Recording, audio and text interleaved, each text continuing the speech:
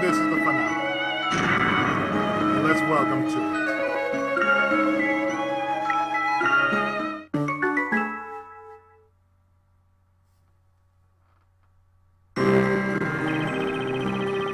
Turns out we had a surprise witness on our hands. The victim himself, the storyteller. But then again, nothing surprises me anymore. The secret behind Labyrinthia, the legendary fire, witches, magic, and finally, Bezella. The veil was just about to be lifted off of these mysteries once and for all. Okay, everyone, it's high time we end this. Let's give Labyrinthia the fresh start it deserves and solve these mysteries.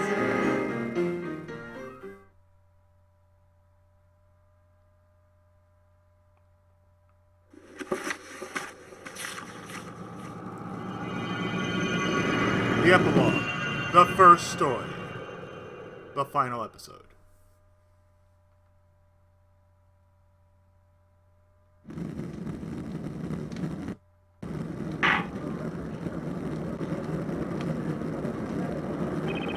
I don't quite know what to say. I am truly shocked to see the storyteller again, alive and well. This was unexpected by me, as I did not plan to appear before. I was convinced that you would all see the last of me. But this is the trial for your murder. And you're alive. Yeah, see, no one was killed, so let's call this whole thing off and never have witch trials again. Whoa, Maya! Take it easy, we're still in court, remember? But what's the point of this? The storyteller wasn't killed. The spell would never do anything to harm Dad, to harm her dad. If only it was as simple as that to win this trial. However, it is not this way. But, Professor... Search your memory and you will know the reason why. The crime Miss Cantabella is accused of is not just murder. The purpose of this witches' court is to sentence the witches for what they are. Isn't that right, Mr. Storyteller?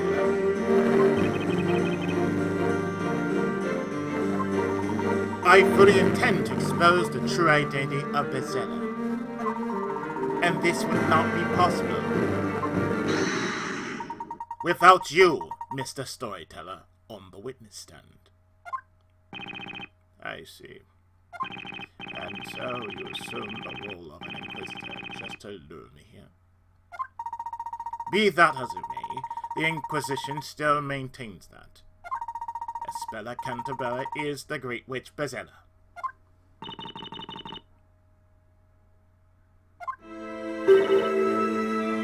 Dad. It's been a long time, Espella. 4 years. You must have experienced many hardships living among the townsfolk. This daughter of mine never fits in with the others, no matter how hard she tries.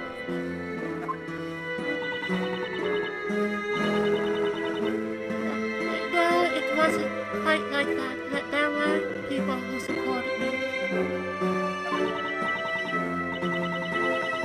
And Patty was very kind, and the customers who came to our bakery were very nice to me. I'm happy to hear this. I wanted to watch over you ever since you left for the town. I failed to do so. I had no idea what was happening to you. I am very sorry, Smith. Oh, Dad, you don't need to apologize to me for anything. It's me that owes you an apology. I was trying to hurt you. It was all my fault. There's no reason for you to blame yourself. I'm happy we got to talk. Espella. busy writing everyone's stories that we stopped talking to each other. Before it was different. You used to have time for me. Please forgive me. Why did it have to come to this? Mr. Storyteller, it's time to put everything in order now. The townsfolk and your daughter deserve to know the truth. The truth about yourself and the story. Yes, I suppose it is time I told you the truth. Your Honor? Yes, Mr. Storyteller. Let us begin. In this trial, I shall be judged.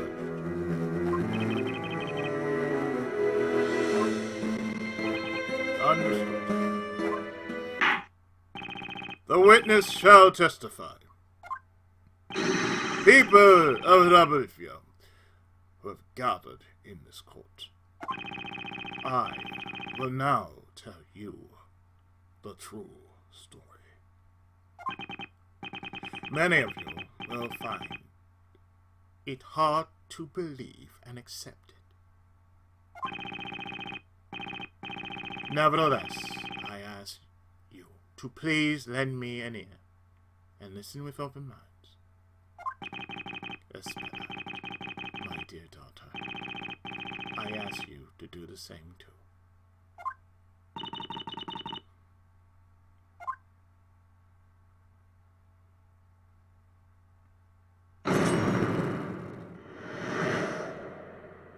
The truth about Labyrinthia. Although you know me as a storyteller, I have one more identity. I am the president of the Realm. This whole town is one of the Realm's research facilities. It may be hard for you to comprehend. This land is rich in a very special substance, which affects everyone who lives here. This substance enables the manipulation of people's minds, and that is what Labradum is researching. This experiment began 10 years ago. The townsfolk all became test subjects.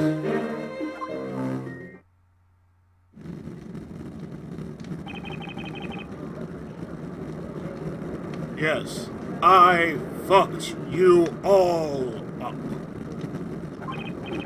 I don't understand. What does it all mean? I don't quite understand what I just heard. I do not blame you. I suppose all the townsfolk are just as confused. Labyrinthia is an artificial town created entirely by me. But, of course, as artificial as it may be, it is the reality for those that live here. For the past 10 years, I have been bringing the illusion to life by writing the story. I am at a loss for words. It feels as if the world has been turned on its head. Your Honor, it is certainly not an easy matter to grasp this new situation at once. Regardless, I suggest we hear more of what the witness has to say. Yes, I agree. Let's continue. The defense may begin the interrogation. Thank you, Your Honor.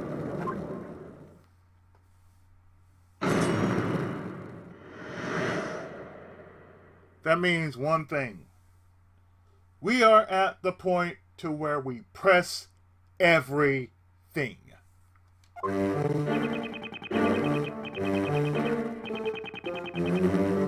it!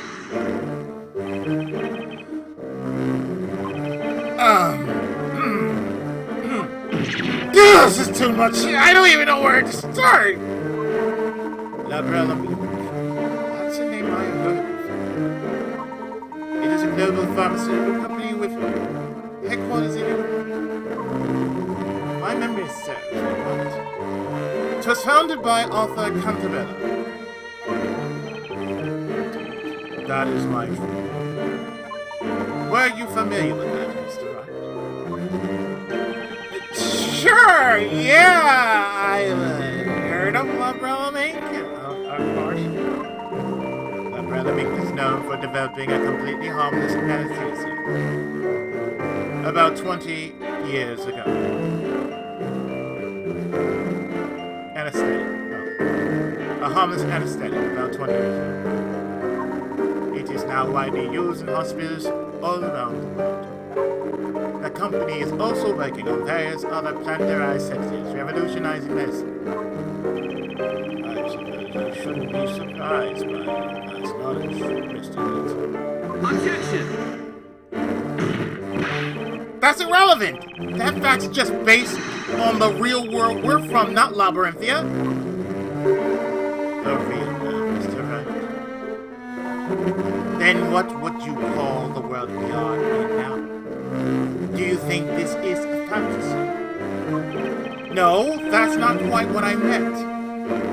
Mr. Wright, I do not mean to be so rude as to presume I know what thoughts are running through your head. However, Labyrinthia is certainly not a place within it or in the past. Labyrinthia is a part of the world we know. Huh? What? How can a town like this exist in the real world? Do you think it's impossible? Why would that be? Are you saying that everyone would know about an unusual town like this if it existed? It's something like that. Anyway, it would be on a map at least. No, I'm afraid that cannot be so. Huh? This town is not marked. It doesn't officially exist. What do you mean? The answer's quite simple.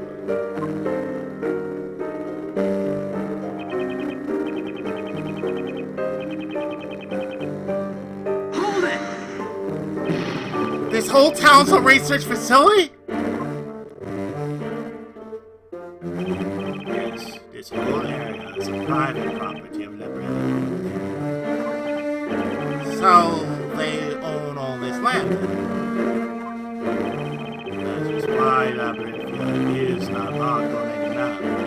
People from the outside cannot enter. We have taken measures to ensure that the town is not noticed by local residents. What measures are you talking about?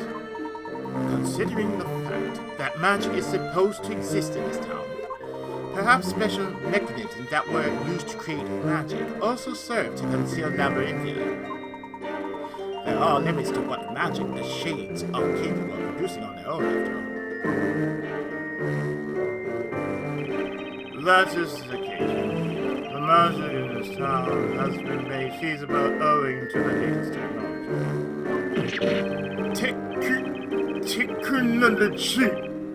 Tricks.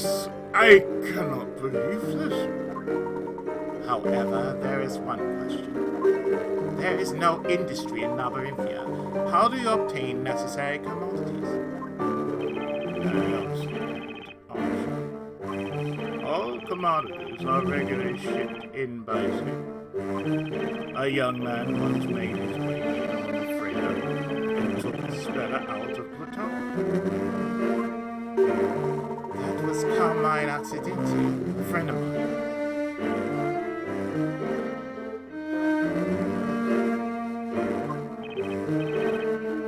I see. But something on this scale really possible?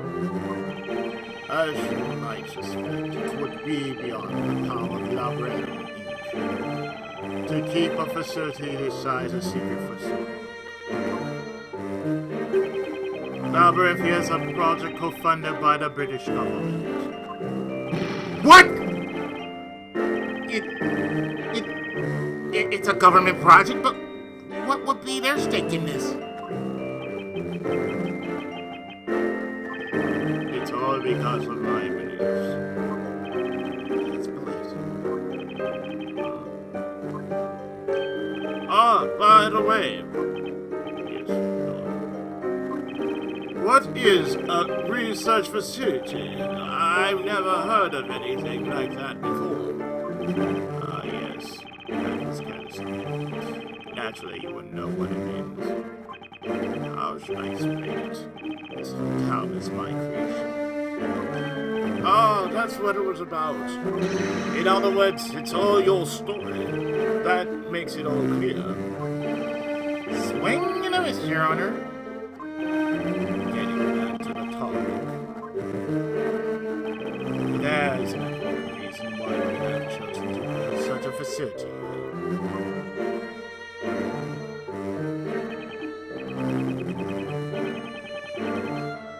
Hold it! A special substance. What exactly does it do? This area has been isolated since ancient times, developing its own unique culture. There are underground ruins on the verge of town. We found writings there, presumably left by the natives of this land. A bell that was supposed to be there was missing. So you have seen them. I suspected that you would find them. Then perhaps you have also noticed that everyone who lives here has a very peculiar condition. A peculiar condition, you say? I can't just sit here quietly like a patient old man when you're saying such things. Just what kind of condition is it? You have every right. This condition makes people fall unconscious upon the sound of a certain metal being struck. Metal? What kind? Silver. And so there's not a single object made of silver in the Now that I think of it, that's true. Just imagine what a disaster a fancy dinner would be if everyone fainted whenever they used silver cutlery. This condition is an integral part of magic. How so? All knowledge of eldritch roots carries most of the metals. I see now. The shades ring the bells when they need to create the illusion of magic. Everyone present falls unconscious and the shades set to work. Look where that shade's hand was. So that's the secret of the time-stealing magic Dark Claw told us about. Now that I mention it,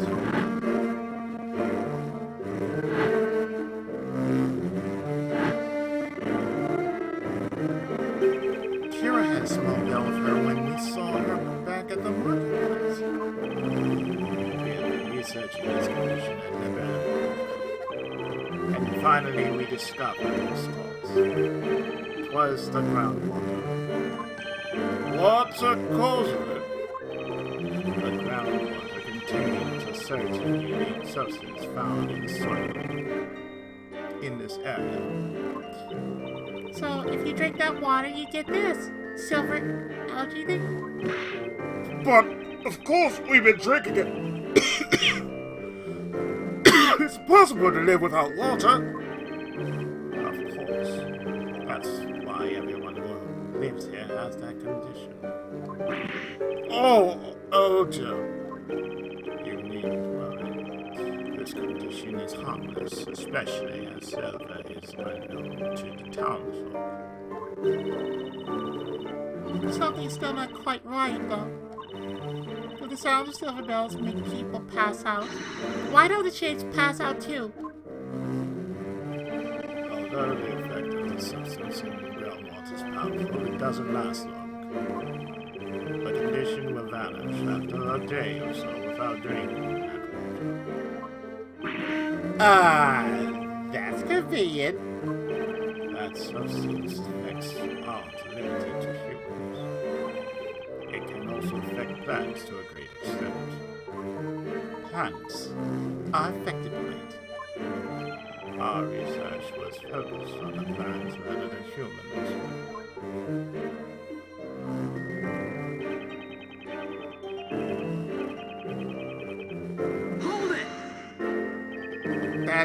sounds really scary. Just what is this about?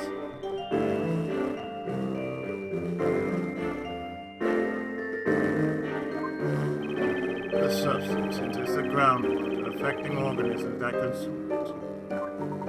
People who drink it daily acquire that odd condition.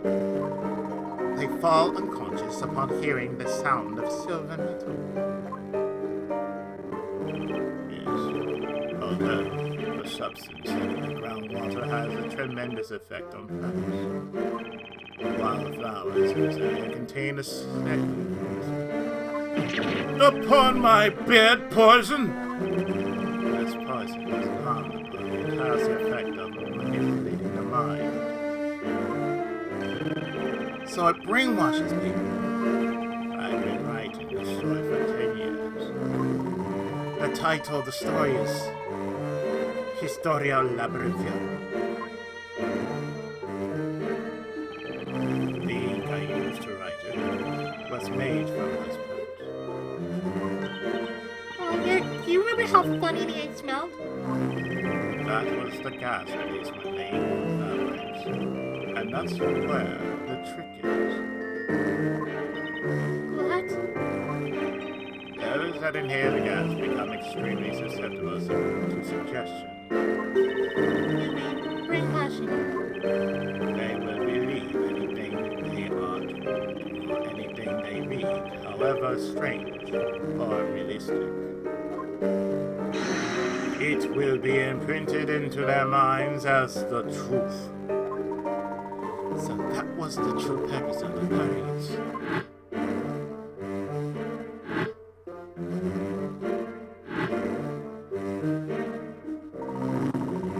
Pages of the story written in that special ink, regularly distributed among the townspeople. It was done so that everyone would be in a state of hypnosis.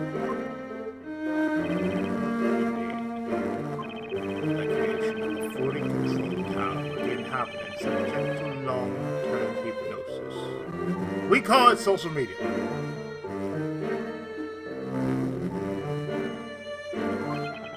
That was one of the topics of our research. Then, the story that is written in the Historia Labyrinthia? You could call it a self-fulfilling prophecy released through the shades work and the hypnotic effect of the ink vapors. Is that how it was all this time? Gabriella used hypnosis to control all these people. I can't believe that the government was supporting that.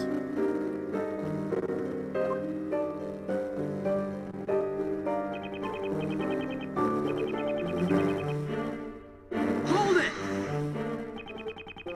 All the people subjected to this experiment have been living here all this time? No, we started with just a few people, gradually getting more.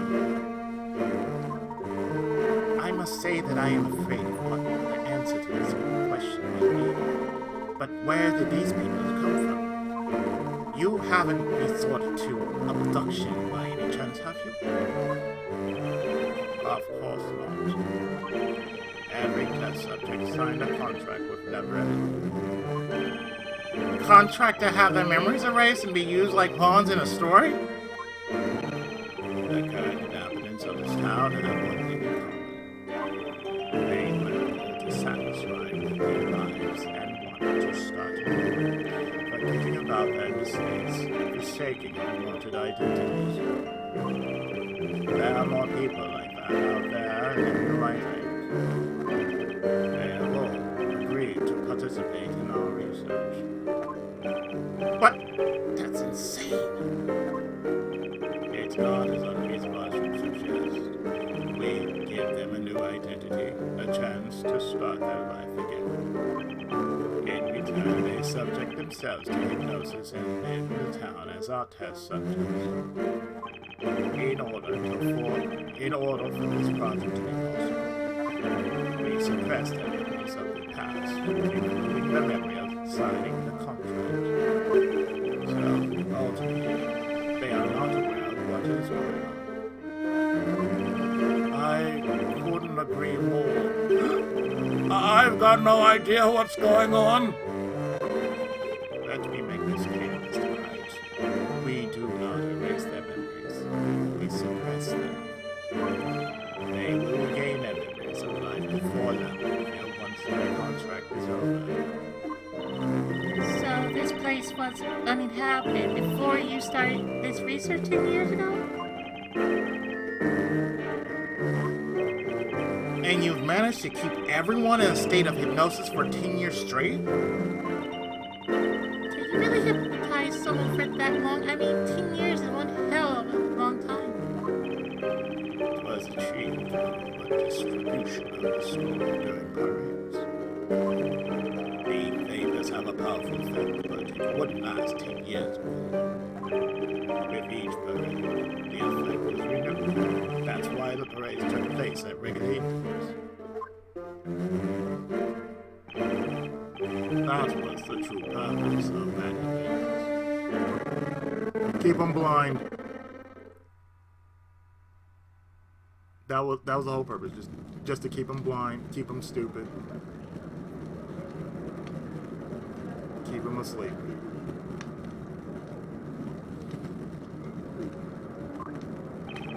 I had been born and raised here. It was a poor, small town with no industry to speak of that had fallen behind the times. Ever since I was a child, I had one friend that was especially close to me. He was a bright boy, curious as about the world. His name was Newton Belduke. Sir Newton Belduke. The alchemist! So they were childhood friends. The plot thickens. He had always been interested in the unique natural features of the sun. There was really nothing here, but to us this area was an exciting place for history. And one day we made an astonishing discovery on the outskirts of the town. We stumbled upon the entrance to the underground caverns leading to the colossal ruins.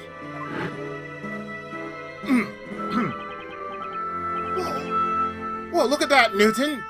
This is so amazing! And this strange writing, I've never seen anything like it before.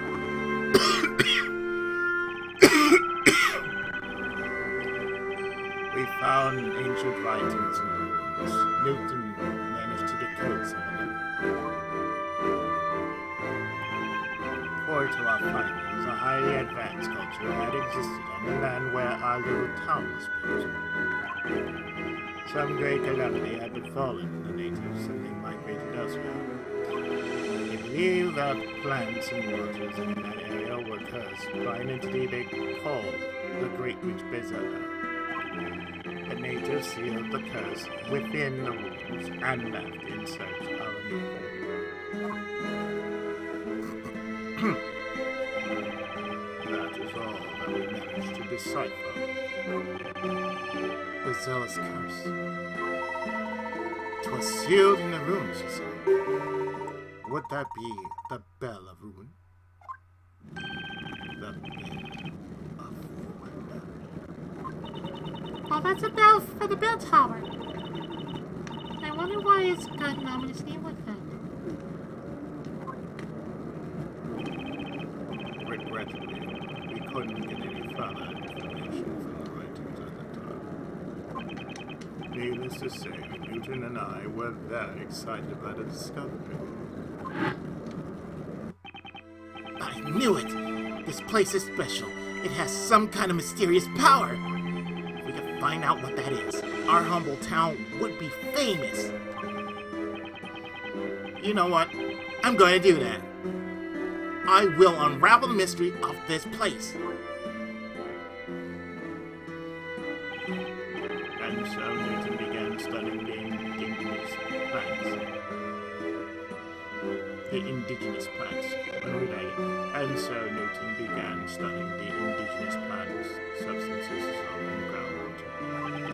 On the other hand, I study economics and management at the University in London. I dreamed of bringing prosperity to this poor, forgotten town. I wanted to change it for the has succeeded at extracting a new anesthesia from the local plants. Was that the anesthesia which led to the foundation of Labrador? Yes, it was a huge success for Labrador. We were making a fortune. We wanted the whole world to hear about our hometown. Alas, fate was not kind to us, as we never realized that everyone in our town had died. All the townspeople perished. Huh? Just what on earth happened to them? That does not matter. We purchased the environs of our town. The mountains, the lake, the plains, everything. We purchased the environment. Then, 10 years ago, having received financial support from the government, we started Project Labyrinthia. It was much smaller in the beginning. Started as no more than a village.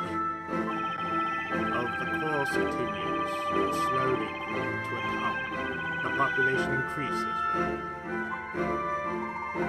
More people were signing the contract with that realm, slowly increasing the number of inhabitants, correct? Yes, they would sign the contract, be hypnotized and assigned a role, and then be introduced to the world of the story.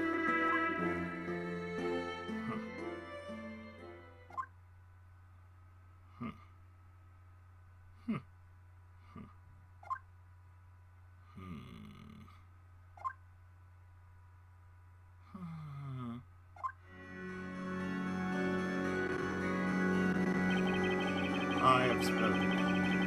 Thank you for patiently listening to my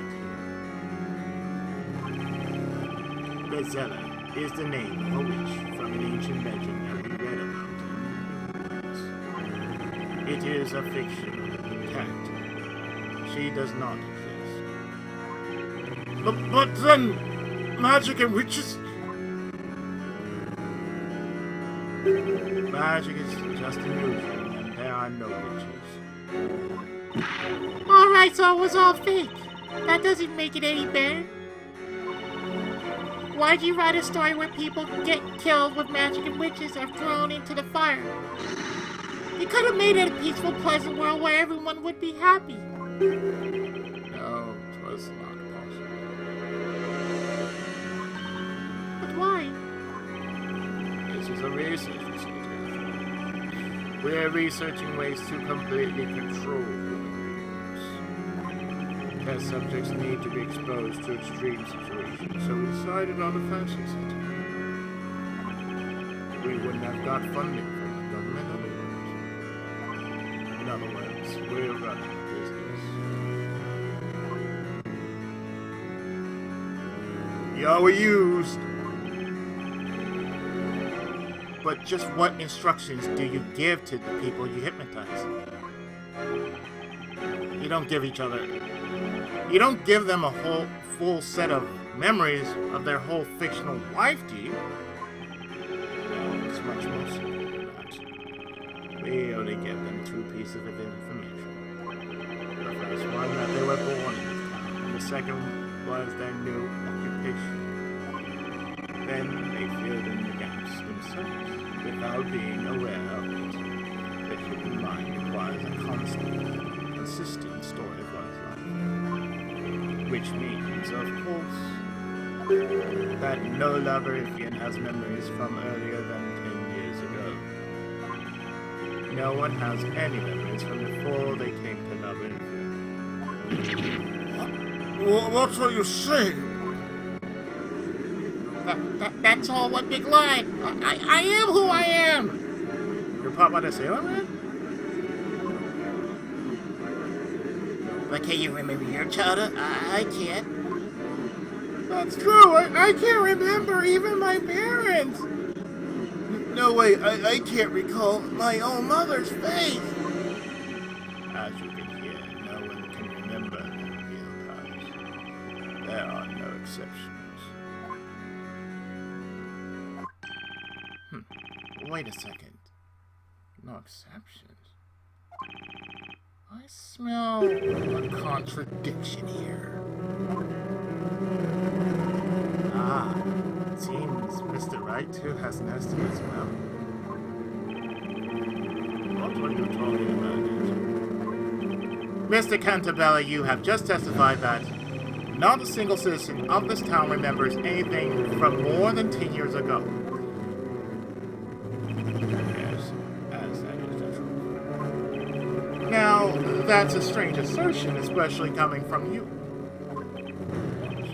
What do you mean? There is one person in this town who remembers what happened more than 10 years ago. That cannot be. It is impossible. They must be merely imagining things now. Mr. Wright, please enlighten us. Who is the person that remembers their past? Oh, that's easy.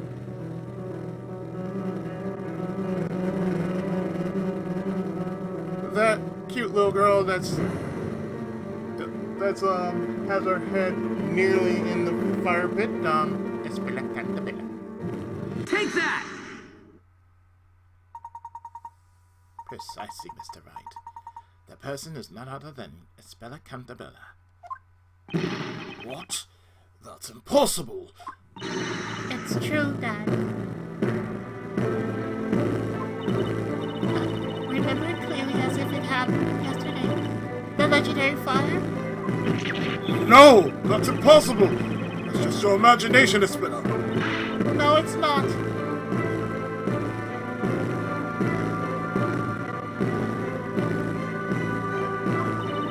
I couldn't remember it before, but it all came back to me.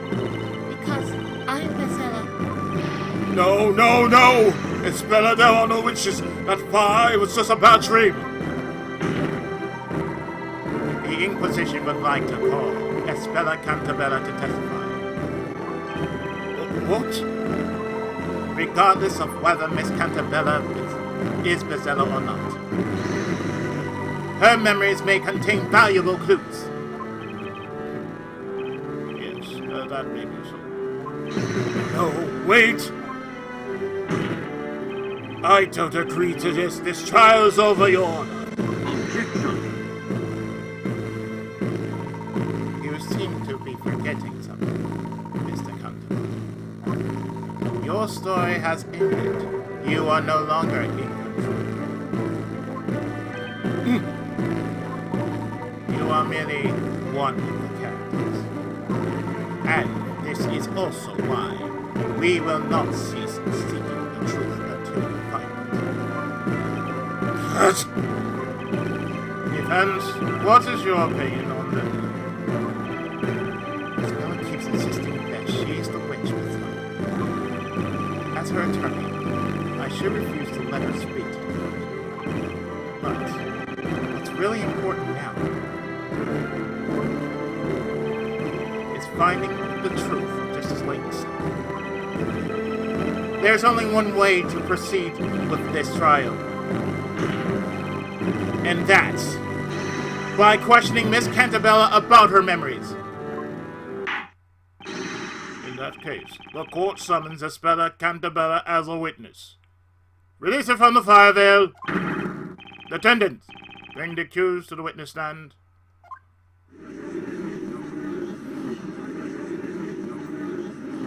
Bring her from the fire veil. Thank you. Now, witness. Testify about your memories of the legendary fire. Yes, my lord.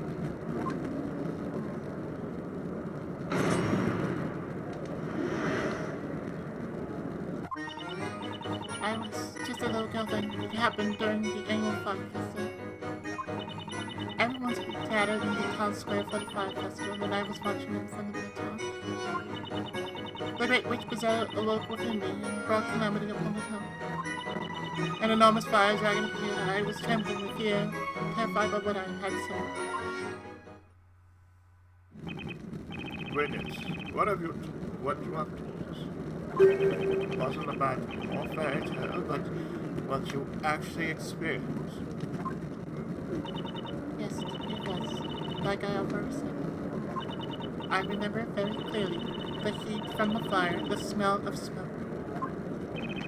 Estella, what are you talking about?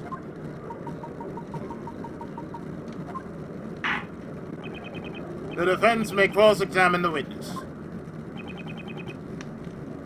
Thank you, Your Honor. Was there really a huge fire that destroyed the tomb? And what about Bazella? Is she even real? The answers are in Isabella's testimony.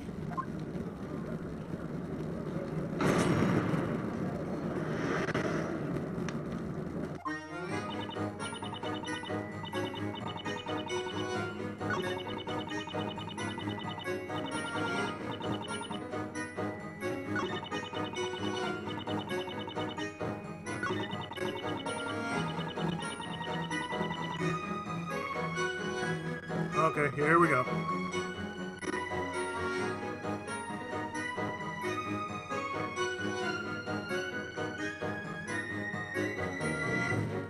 Hold it! Can you tell me more about that fire dragon? That monstrous image is still so vivid. It looked just like the one that attacked Dad this evening. I've done something terrible again. Then you are sure that the fire dragon you saw more than 10 years ago, the one summoned this evening, were exactly the same? Yes, they were definitely the same. Sir? Hang on! Is something wrong, Mr. Cantabella? It's impossible. There's no such thing as magic. You never believe me, Dad. I don't know why you have to be like this. There was a time when things were different. Estella, what are you saying? Look at them. It's like a common argument between a teenager and a parent. Mr. Cantabella created this town. He knows better than anyone else that there's no magic here. Miss Cantabella, Yes? would you mind giving us more detail of what you saw?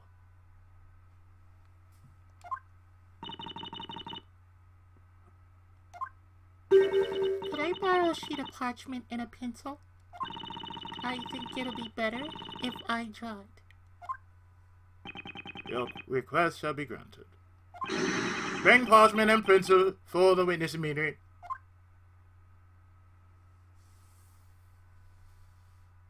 That's pretty damn good! Shit! This is it. This is the fire dragon I saw last night. I only caught a glimpse of it, but it was real.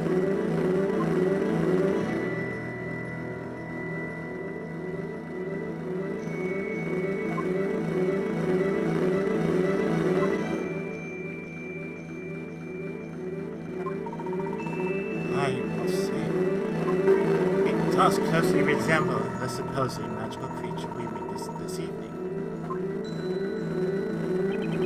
It does indeed. This drawing shall be added to the evidence.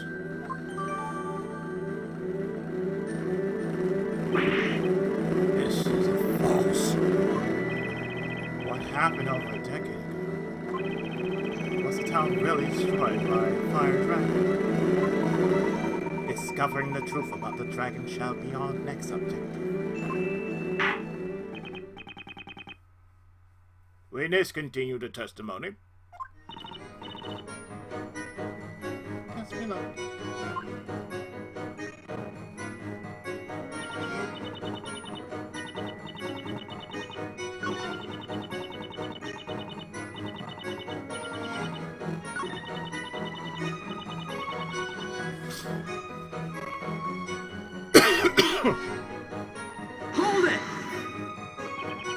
you remember casting a spell? I cannot remember. Really, sir? Hang on! You look upset, Mr. Cantabella.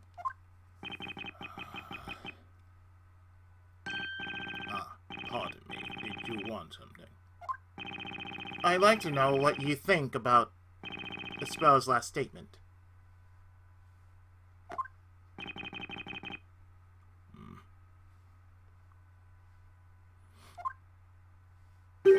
My opinion about all this has not changed since last time. It's all just a dream. Listen to me, Espella. You are not Bezella. There was no legendary fire.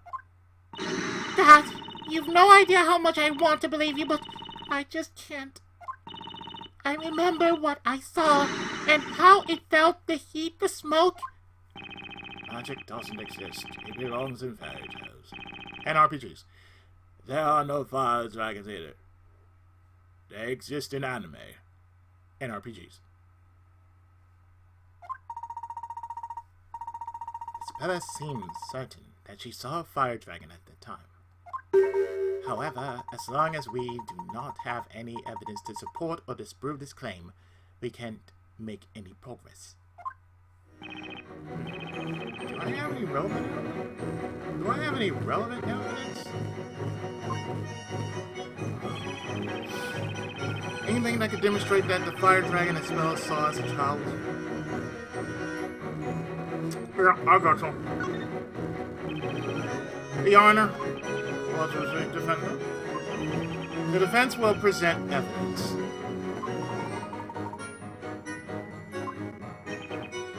Evidence? I suppose you mean that evidence will have proof that my daughter's memories of the dragon amount to nothing more than wild imagination. On the contrary, I'm pretty positive Espella did see the dragon. What? I thought you had more sense in you. Well, now we are curious about what the defense has got to show. Present evidence that proves that the dragon appeared in this town over 10 years ago.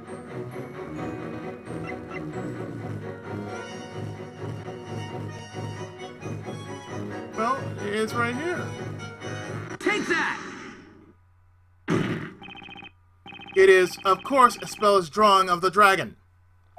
It's impossible to draw a dragon with so much detail unless you've actually seen it. It did. And it looks very much like the fire dragon we saw this evening. It cannot be mere coincidence. You can't possibly use that drawing as evidence. And why not? Because she could have just drawn the dragon from this evening. Dad, why don't you believe me? I saw that dragon when I was little. This town is my creation.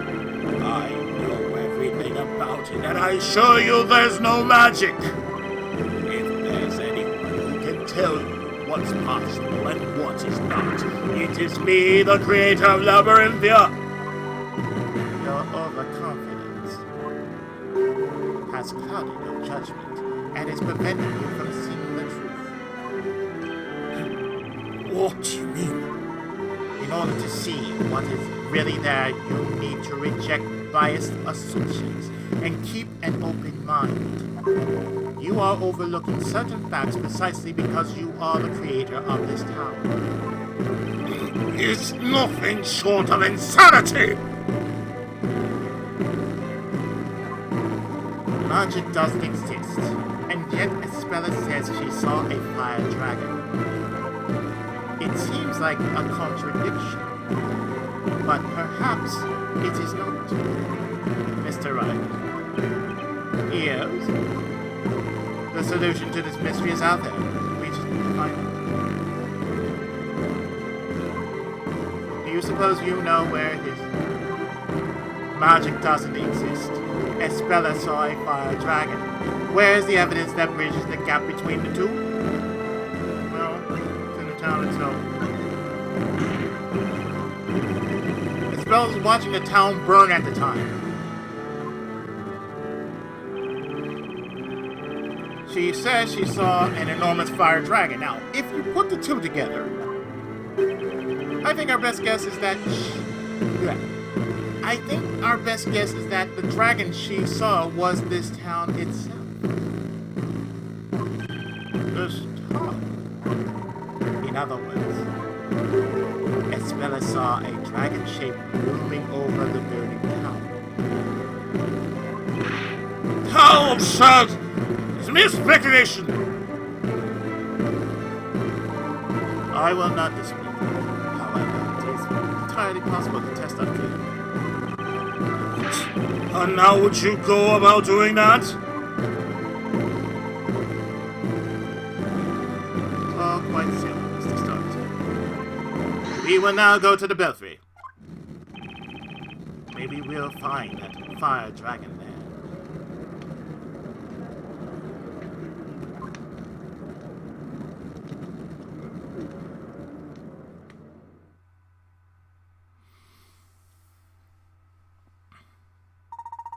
Over 10 years ago, the witness was standing somewhere around here when she saw a fire dragon. Am I correct? Yes, Mr. Layton. However, what was it that you actually saw then? Let us see if we can find the answer to that question. Why not? Go ahead and try, but I have warned you that it's futile. You'll find nothing here. Well, it happened a long time ago. Whatever she saw might not be there anymore. And if you want to see exactly what she saw at the time, we'll need to set the whole town on fire. Need to go get matches? I may be an attorney, but even I couldn't be clear. I may be an attorney, but even I couldn't clear you of the charges if you actually committed a crime, Maya. I will pretend I did not hear that. Shall we begin? Good. I'm glad. We're on the same page. Like, Maya, you got some suicide tendencies, girl. Let us look for the fire dragon. We can see the whole town from here. Look in every direction for something that would resemble Miss Cantabella's drawing.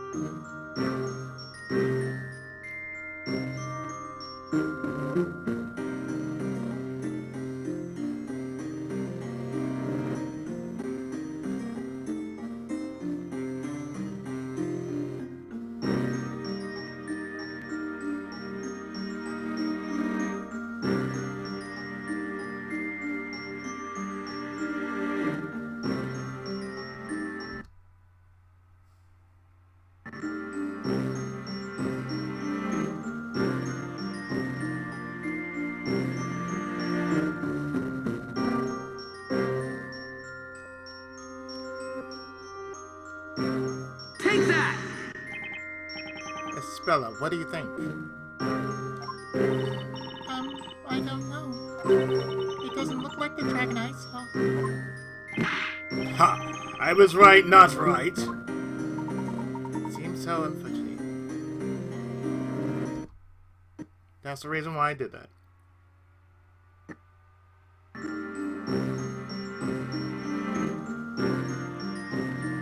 Take that!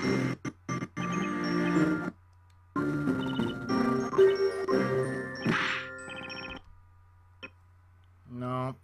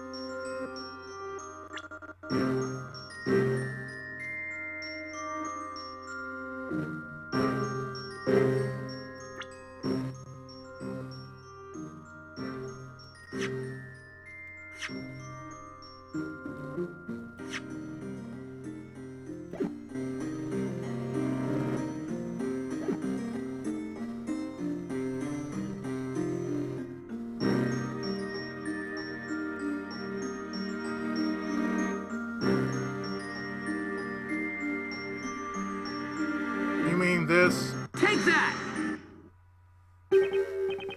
Spella, can you have a look at this? It looks like the dragon was hiding in here after all. It should have been... Then it's left, not right?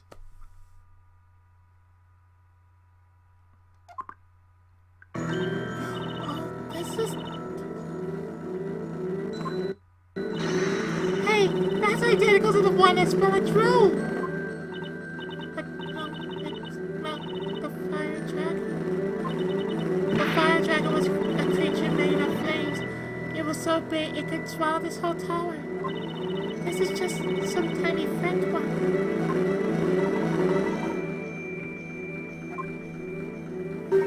I think we can consider this mystery solved. I suggest we all head back to the court. I will explain everything there. Is that all right with you, Mr. Cantabella?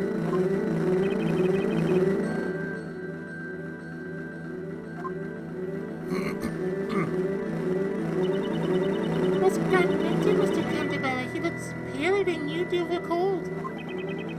I have no idea. Let's follow the others back to the court.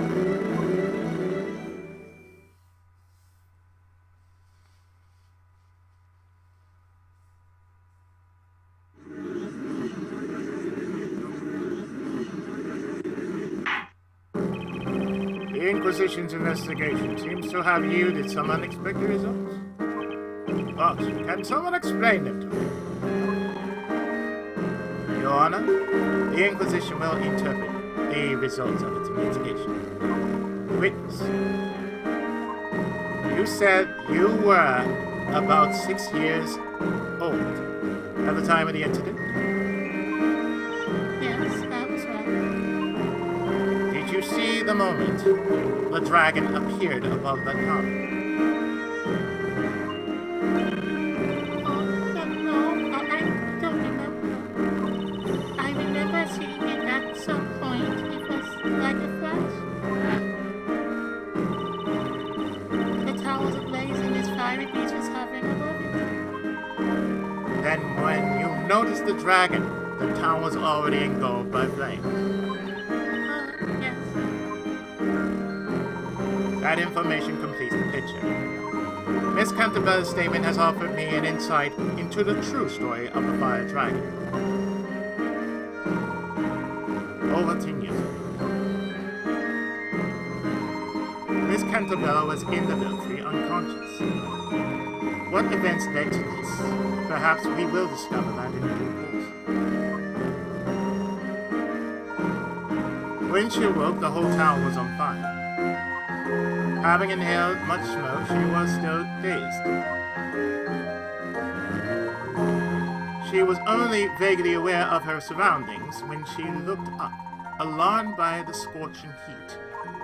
Unable to stand, she was on her knees. And then she saw something she would remember her whole life.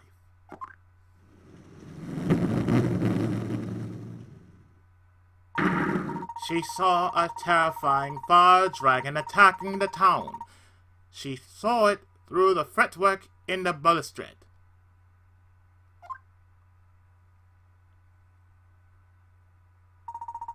The shape of a dragon against a backdrop of the town being swallowed up by flames became imprinted in her memory. That is the truth about the fire dragon. This is what I have deduced. Huh.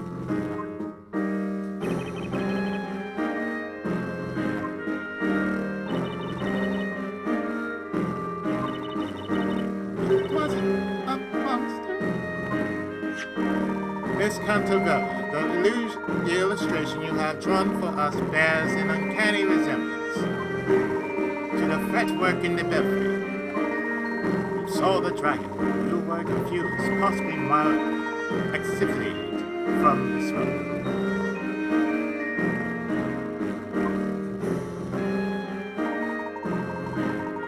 There was no magic and no magical beast. A stranger, but not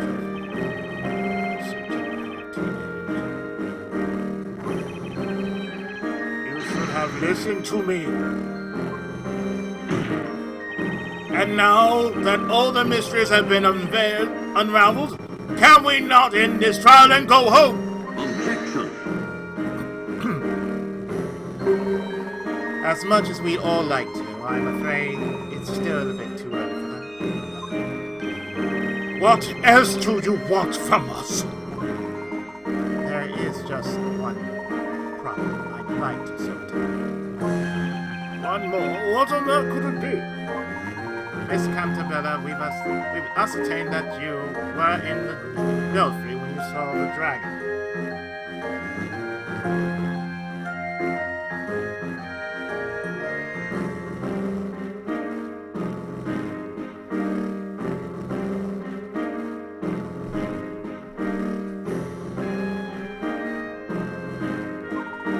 However, that creates a new question.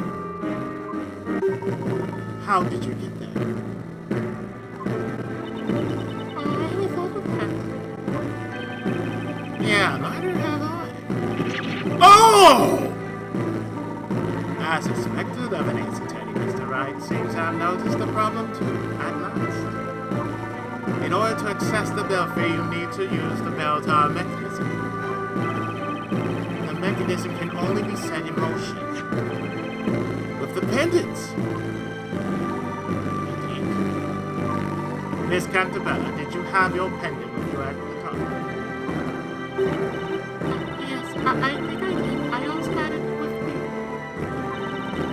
But why did I have that pendant? I can't remember it at all. This pendant's not just for show. It's the key to the belfry. Why was she carrying it around? We must also not forget that one pendant does not suffice to operate the contraption. 2 of them are required. Miss Cantabella, are you certain that you were alone in the belfry? No, I wasn't alone. I was there with a friend. What friend?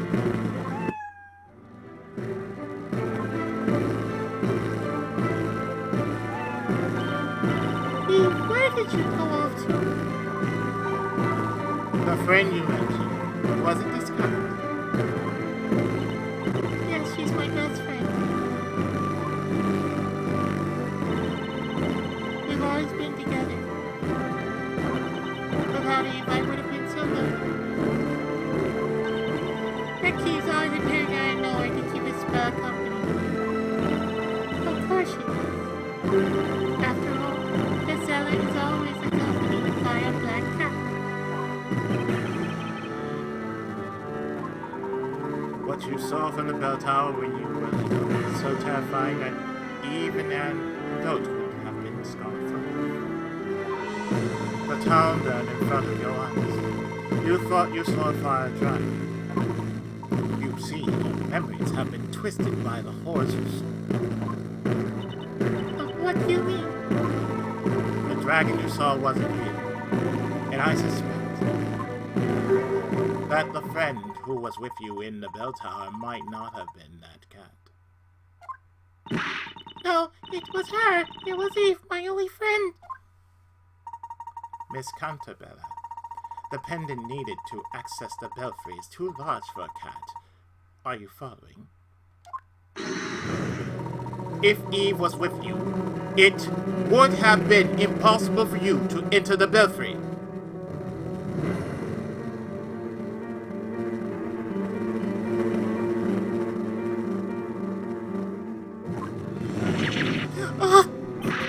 Wait!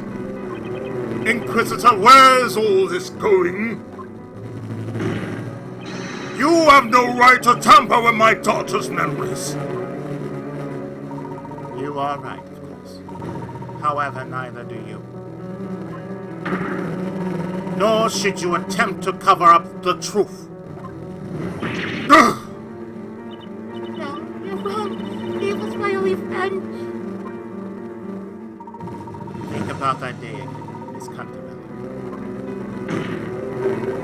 You went to the top of that bell tower with a friend who also had a pendant. Well then, why don't we have the defense present some evidence? Can you prove that someone was with Miss Cantabella in the belfry that day? If so, I'd very much like to see the evidence. What? Why me? It was the professor's idea. I'm nothing on the legendary flyer. Why ask me for proof? Right, but I suppose you wouldn't have any. Not one of us remembers that incident. I've had enough of this, Your Honor. You have no grounds to continue this trial. Well, we appear to have reached a dead end. There's nothing else for us to do. Objection.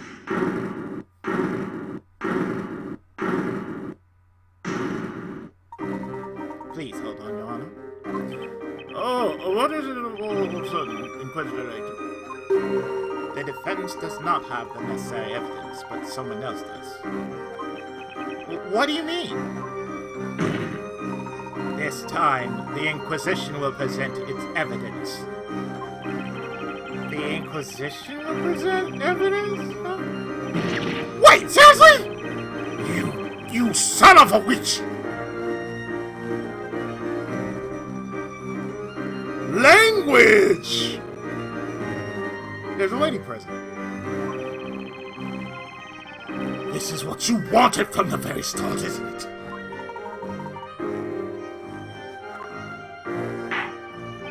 Well, in that case, the Inquisition shall present evidence that somebody was with Miss Cantabella in the bell tower when she saw the fire dragon. Yeah. This. Have a look. This is the proof. This photograph shows Miss Cantabella with a friend.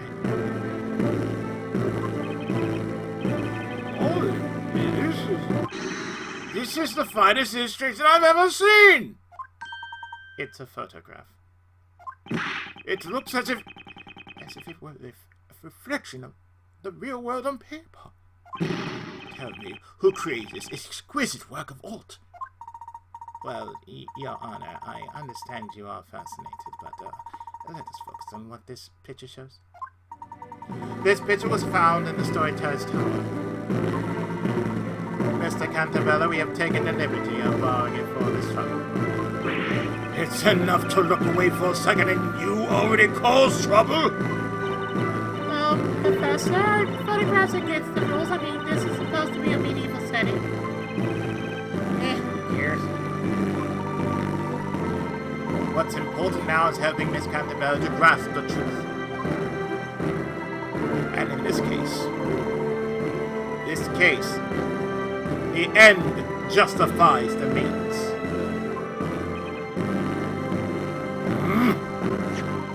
Please take a close look at the two girls in the picture. Each of them is wearing a pendant. Why, that's so. These are the belfry contraption pendants. We know that one of these girls is Miss Cantabella. But then, who's the other? Accused, do you have any idea? I mean, that's a dead giveaway. Even I knew who the second girl was. It's like I'm looking at one character like, oh yeah, I know who she is. Spell, are you okay? It is all my shit.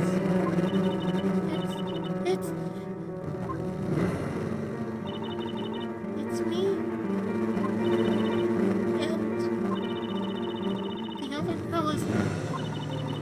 She's... I don't know. Ah! Espera! Your Honor, stop this child! Stop it right now! Can't you see you're driving Espera into insanity?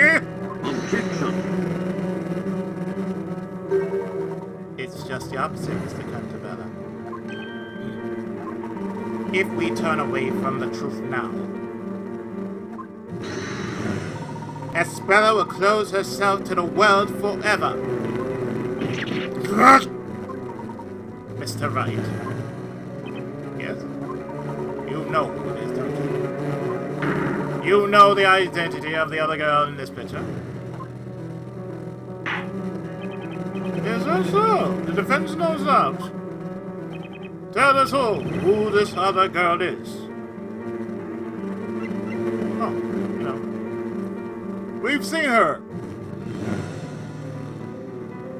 Doctor! Limiting death. Take that!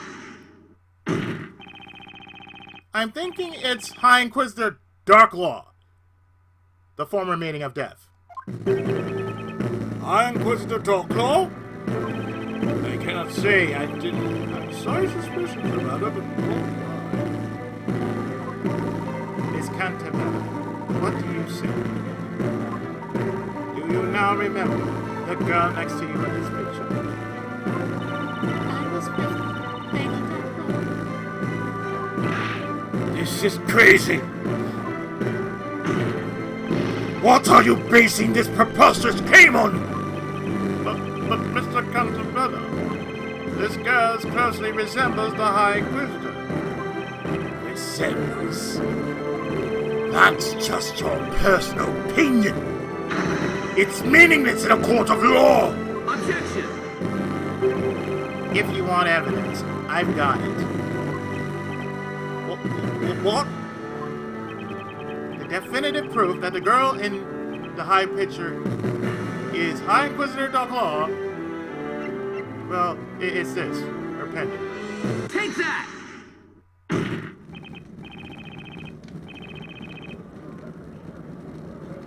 And this is proof it was the High Inquisitor. The pendant needed for that contraption in the bell tower. I am Miss Darklaw's testimony here. She said this pendant was hers. And so, the other girl in the picture is definitely Miss Darklaw. Is it really?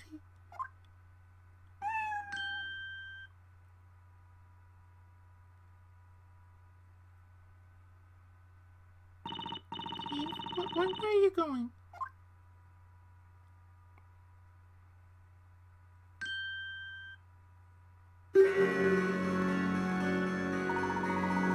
I was expecting you, Miss Darklaw. I see that I was not mistaken about you. I trusted in your ability to get this far.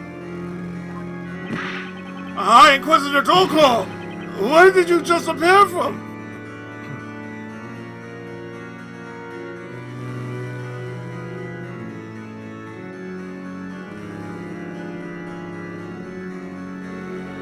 Go away, it's not important.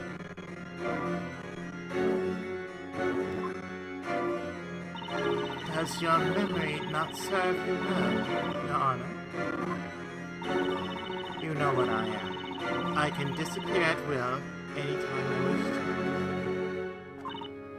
So, storyteller, everything has worked out just as you had written. Oh, Reverend, of Labyrinth. Oh, revered. Yeah, she said it like that.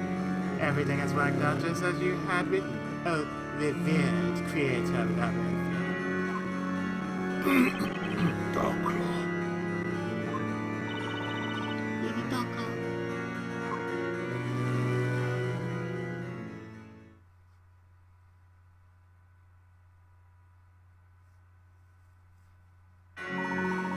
Miss Darkclaw, did you enter the belfry, Miss Cantabella, when you were little? Yes, I did. Then you have memories of events from before 10 years ago. I certainly did.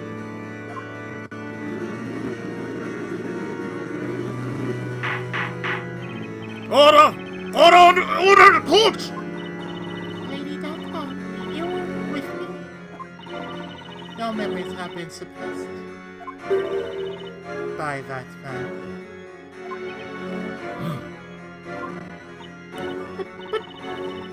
I was with Eve. Eve. Eve, the black cat. Yes, she has always been my dear friend. She was by my side on that day too. What a bizarre coincidence. Darkclaw isn't my real name. What? Then what is your real name? It's Eve.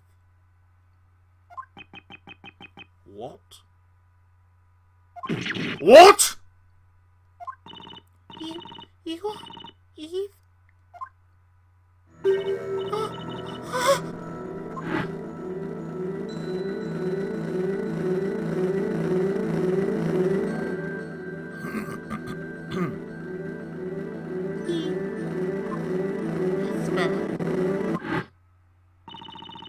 My dear friend.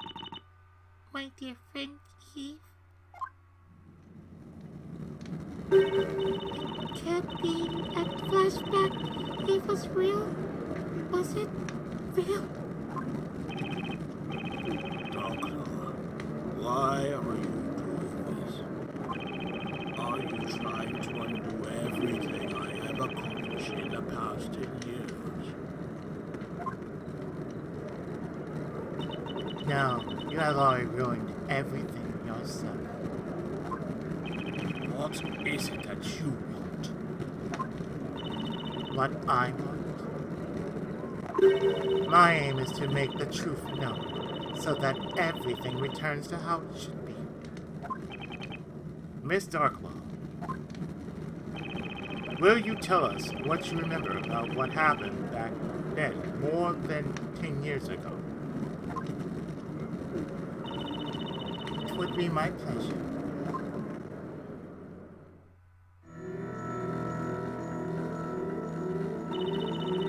It was the day of the Fire Festival. Speller and I went up to the bell tower. The wind was strong that day. When the sun had set, the festival began.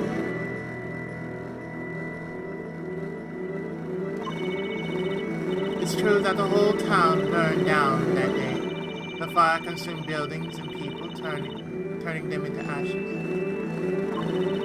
We were the only survivors. We stayed in the belfry while the world below us was being eaten up by hungry flames.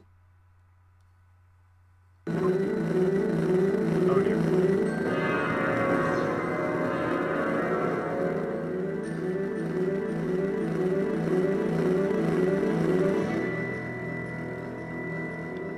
Game, you alright there?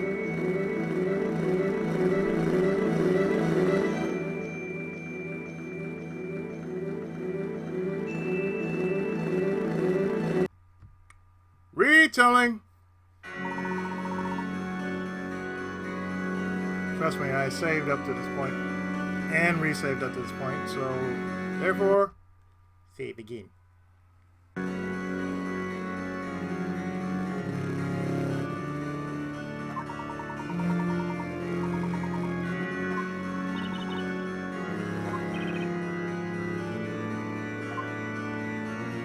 We're gonna pick up where we last left off on this.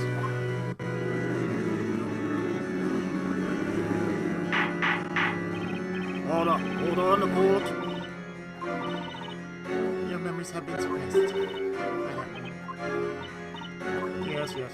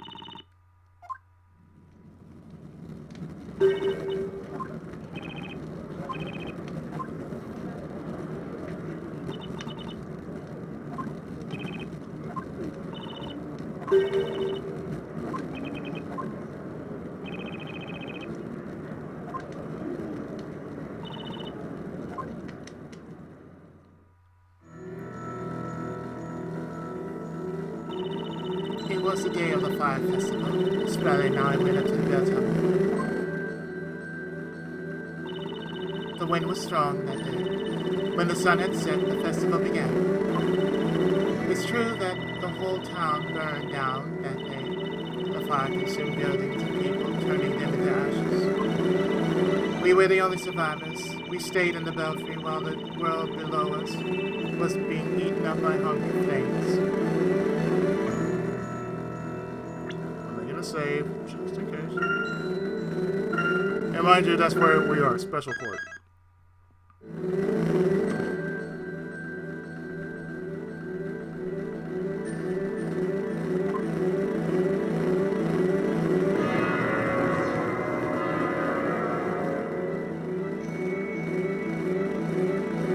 The legendary fire is no fable.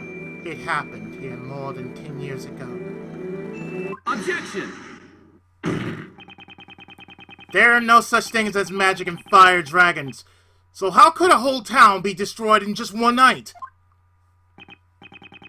Yes, that is something I'd like to know as well. Even if we assume the celebratory fires got out of control. Surely the whole town wouldn't have perished like that. Now it all makes sense. Now it all makes sense.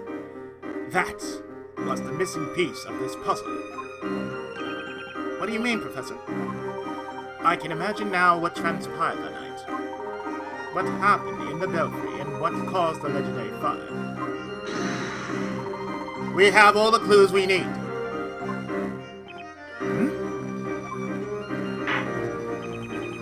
If the Inquisition has evidence to show us, I'd very much like to see it. What caused the legendary fire?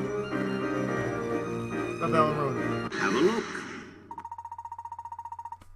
The cause of the fire is in the belfry. It was a bell. That bell had been made by the natives and later sealed underground. It was called the Bell of Ruin.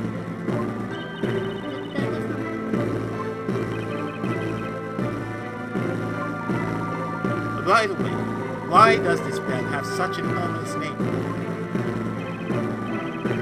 Could it be because it's made of pure silver? Exactly. Mr. Cantabella has told us everything. But everyone here has a very peculiar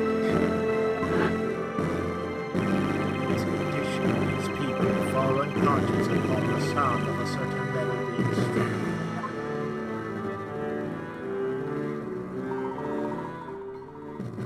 And that metal is pure silver. Yes, and we've been told the condition is brought about by drinking from the groundwater. Indeed. That bell is also the reason why the original inhabitants of this area decided to forsake it. It seems that the Better Room caused a devastating disaster. To those who have gained entry into the sanctum of the words, you must not ring the bell.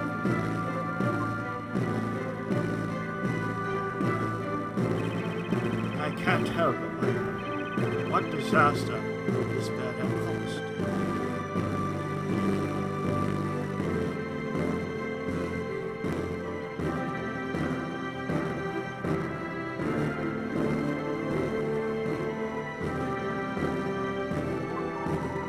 An enormous bell made of pure silver, and the locals, with their peculiar condition, it's not too hard to imagine what happened. It was probably the same calamity as the one that happened over 10 years ago. And that is, well, what disaster happened to this town before Labyrinthia was built.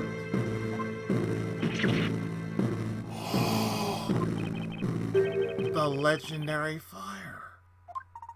Now, let us contemplate the following scenario. What would happen if the Bell of Ruin was sounded during the fire festival? Everyone who heard it would fall unconscious. As it was an annual festival, all the townspeople were assembled in the town square. Oh, dear. Therefore, on the night of the fire festival over 10 years ago, all the residents instantly lost consciousness when the bell was struck.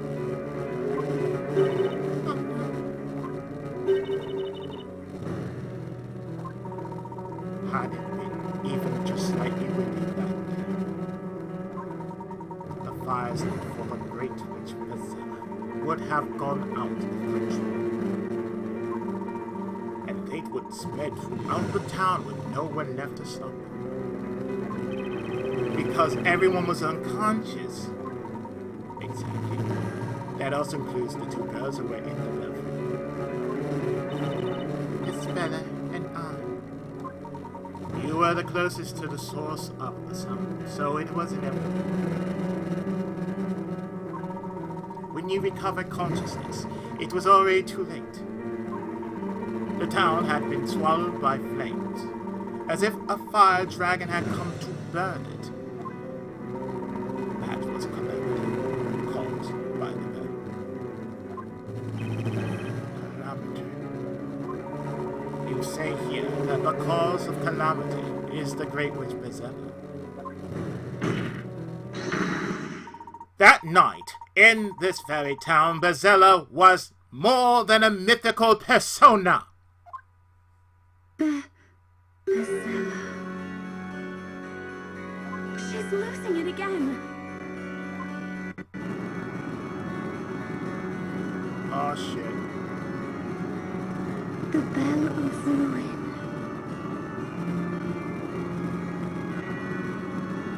Priscilla.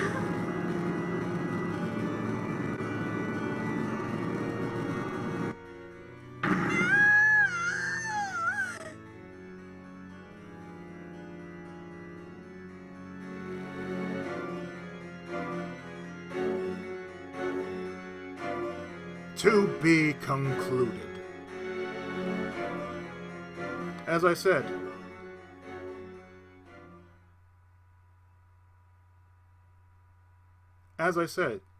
we're going straight into this, and we're going to finish it. So let's save here.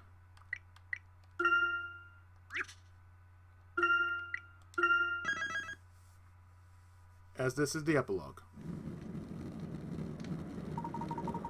Mr. Canterbury, I would like to apologize for putting too much pressure on your daughter. Only your words can bring her back from the brink of madness. Let her hear the truth from her own father.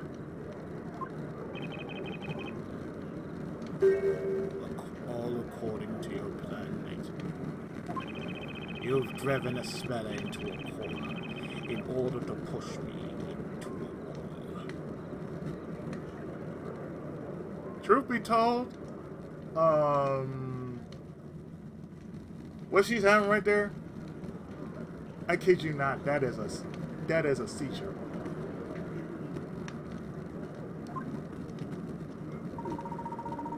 I had no other choice. Spinner, please listen to me. See, look at her. I'm gonna be real right here. And I don't ever talk about it like this in a setting in which I'm playing a game. But this is how I actually look when I go into a seizure. Like, I'm just out. Like, totally out. Just like I hear, like, you know, like my brain has completely gone flatline for a time. And I'm staring, but it's like nothing's clicking right now. Until I hear something just come back, and like I would have to hear something very faint in order to bring me back. Otherwise,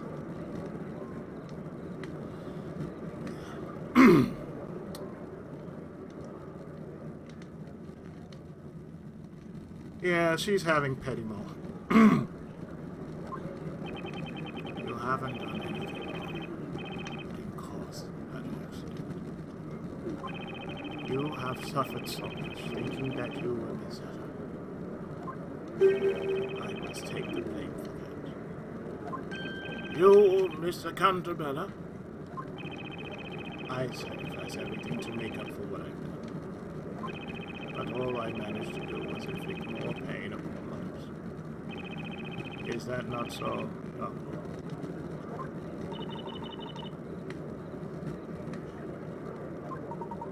Now that you are willing to talk, Mr. Cantabella,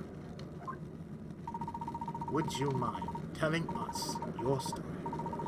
Yours as well as Isabela's and Miss Douglas. Very well.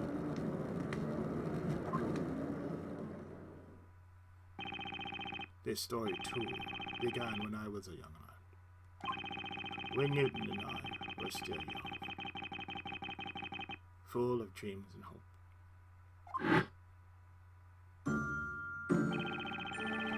As you already know, we discovered the underground rooms, and deep within, laying that accursed bed. The Belle Room. At the time, we still lacked the knowledge to decipher any of the writings we found there. This bell's magnificent. It's bound to make the most beautiful sound. I have an idea. Why don't we make this bell the symbol of our town? How do you propose to do that? Let's build a bell tower for it. Then we can ring it on special occasions. It's not a bad idea. Then settle. When we grow up, let's do it. Okay, just don't forget about it. Chose different paths in life. I studied management, while Newton devoted himself to the studies of natural sciences. And then you made a fortune following the invention of a new anesthesia. Anesthetic. I had to get used to saying anesthetic. And then you made a fortune following the invention of a new anesthetic. We both got married around that time, and each of us had a daughter. You mean Spell was born shortly after your company gained funding? That's right. We eventually returned to our hometown and set about realizing our childhood dream. Having built the bell tower in the middle of the town square, we retrieved the bell itself from the underground rooms.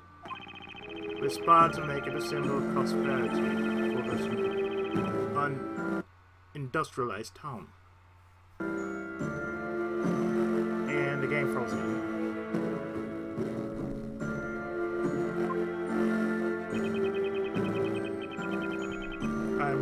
I have done this. 2 seconds. Turns out we had a... Oh.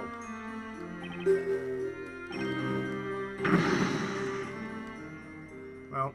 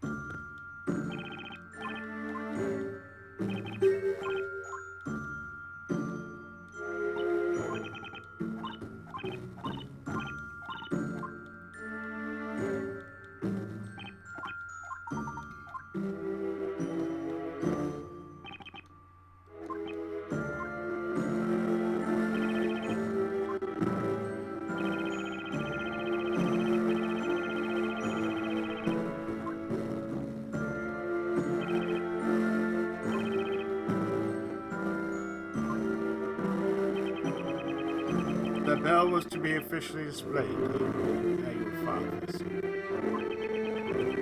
Would be rung in the morning, following the night of service.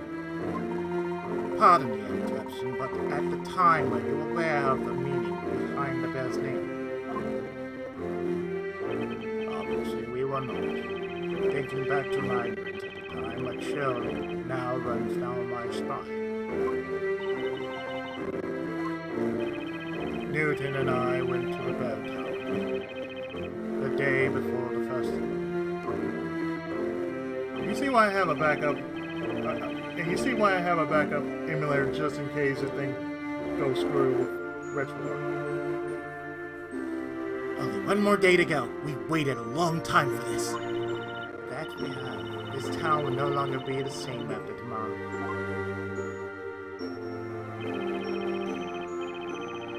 So much that ringing it was not easy. We tackled that problem by constructing a special mechanism, which we installed in the belfry. Daddy, I want to hear the bell. Can I make it ring? Daddy, please, let me ring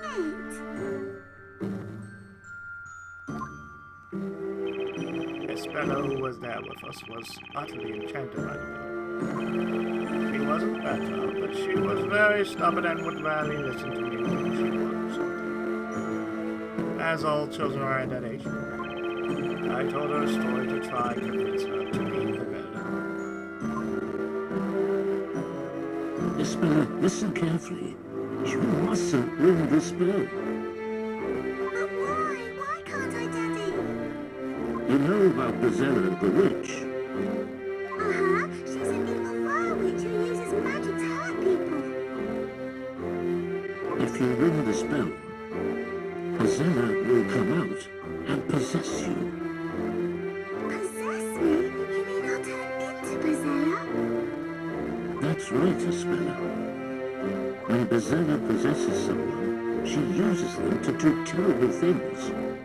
That's why you must never ring this bell, sweetheart. I understand, Daddy. There's a good girl.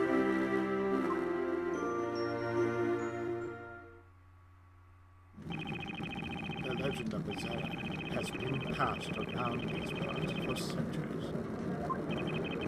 It probably originated from beliefs of the tribes that populate this area of the coast. What we told Espella was just a silly story that I invented for the occasion. It was only meant to stop her from ringing the bell.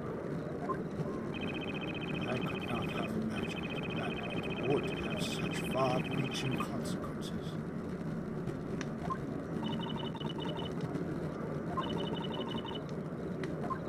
It's all coming back to me now. I remember that day. Thus, I'm making sure I save.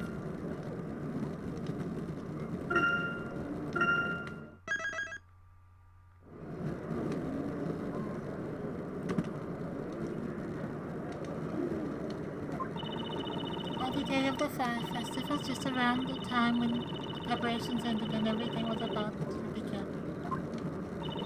I sneaked out of the house. I took Mom's pendant with me. Your mother's pendant? Do you mean this one? Yes, it belonged to my mom. We needed to limit access to the bell, so we made the 2 keys. We decided to make them independent, and each gave one to our respective wives. Both wanted to access the belfry. I saw you and Mr. Benedict do so. So I told Eve to meet me at the bell tower. Daddy says Bazella will come out if I ring the bell, but if I do it just a little... I want to try it while the festival is going on. I hope Eve doesn't forget her mum's pendant. So it is just as I thought. Mr. Cole, you are Mr. Benedict's daughter.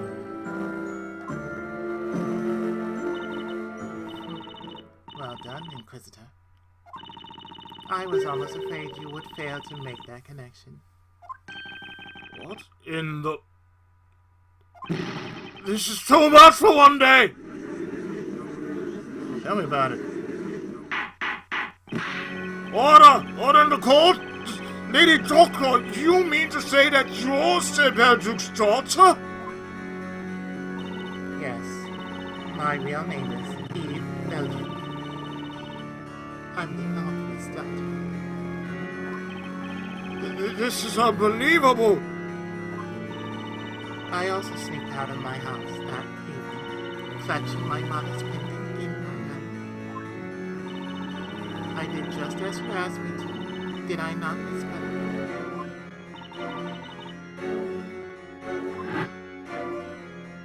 Isabella, my mum's going to be so angry if she notices I took the pendant. Don't worry so much. I just really want to ring that bell. I want to hear it.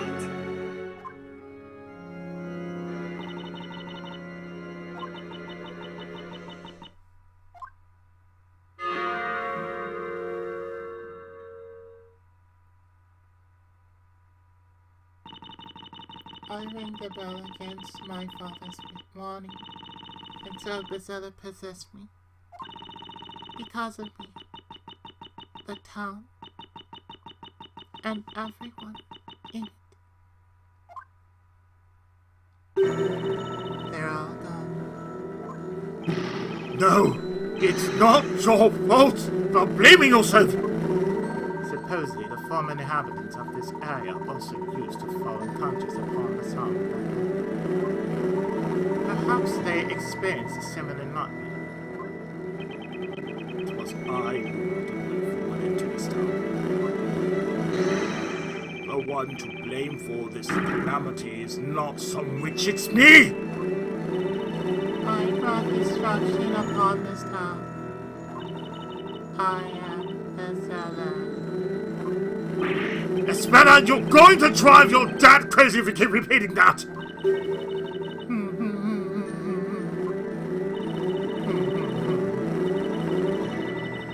Singing like this is giving me a strong feeling of deja vu. How can you be so evil? Are you happy now?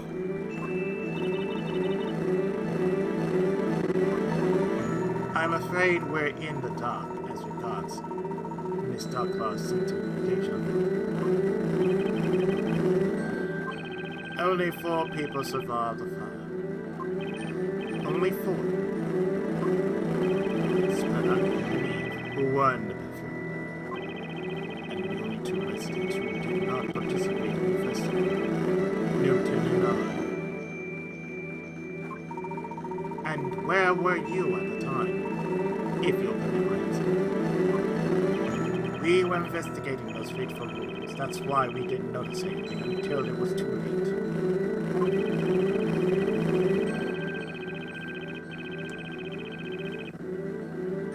It was getting near the time at which we planned to headed towards town. Then we saw it. The town had been burned to lusciously as shimmering from heat. That's too awful for words. Search for supply was sick with anxiety. Eventually they found the tortoise in the bell tower.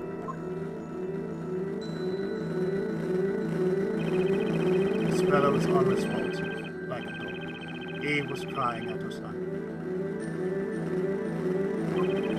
Henri, having found the terror caused by disaster.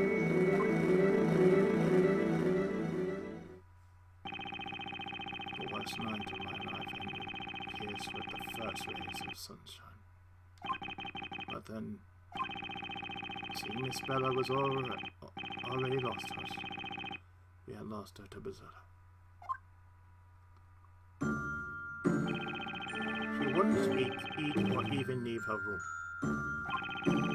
She thought she was Berserker, and that she had destroyed the town. I couldn't get that out of her head. But she saw from the bell tower. It must have been so terrifying. But it was a shock from what she had seen. My own eyes have put her instant. Had I only not told her that stupid story! You know, your words have power, sir. Life and death is in the power of the tongue. You know. We had been grasping at straws, trying to find a way to save this possible. Whatever we did, her eyes would remain impassive and empty.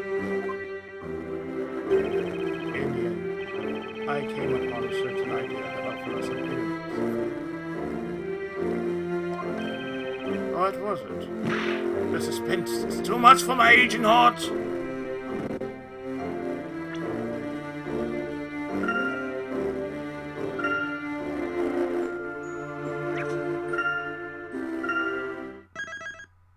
So I'm making sure. I believe I may know what it was. It was the only way to get through to Elizabeth's bed. Inquisition, what are you talking about? What was Mr. Canterbury's idea for saving her daughter from insanity? The first story. Have a look. We discovered this in Miss room. And that is? It's a handmade picture book. The illustrations and handwritings are truly exquisite. That's the first story I wrote. I made it for a spell after that dreadful fire. Oh, the storyteller's first story! It was part of several children's stories. The plot was very straightforward. The townsfolk joined forces to banish evil witches who served as Spiller, do you understand now? You aren't Berserker. Berserker is somewhere out there, sending out other witches to do bad things to the people of our town.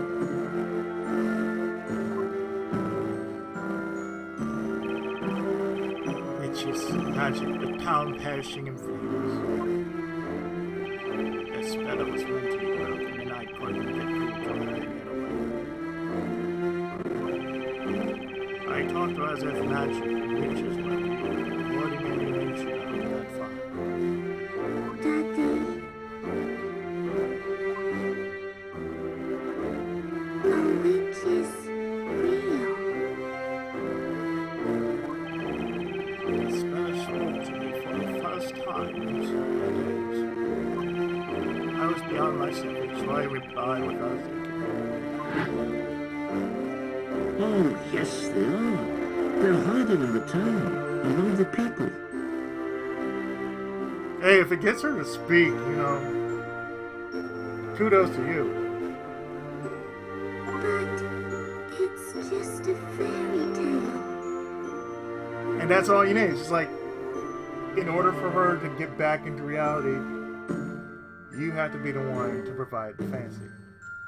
So therefore, she goes into reality, you go back into fantasy, and then you have to bring her back into reality very slowly.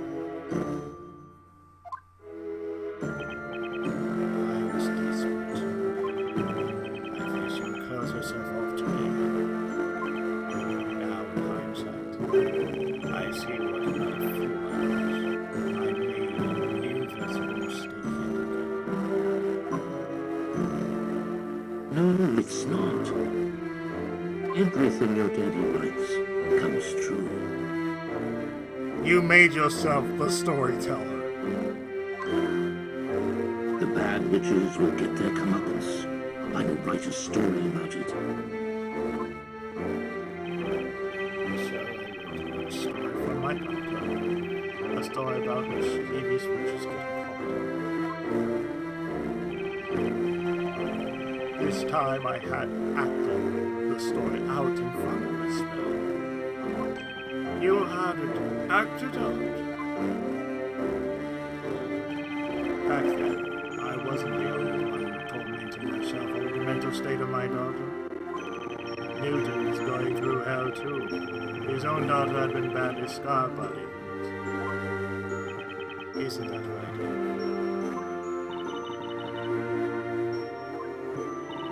My father and I repaired a building that had survived the fire and continued to live in this town. Isabella wasn't even able to leave her room. We couldn't leave her behind when she needed all the help she could get. Mr. Cantabella showed us this book one day. Then he made an unusual request of us. I'd like to make this story real. Would you be willing to help me do so?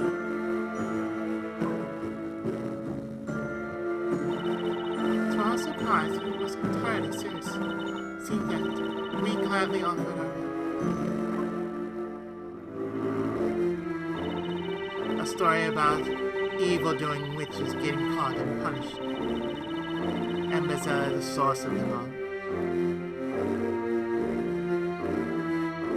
We were the first RPG makers. Were you paying attention, Isabella? Witches got what they deserved, and peace has been restored to the town.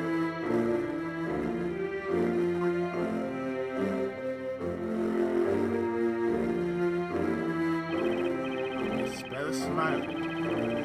Then she whispered to herself. It wasn't me.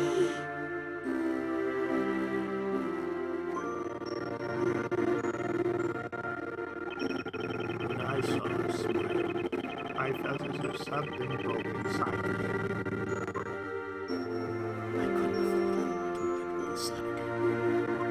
Maybe Mazetta would exist in this town. Mazetta would stop thinking she herself harbored the Great Witch.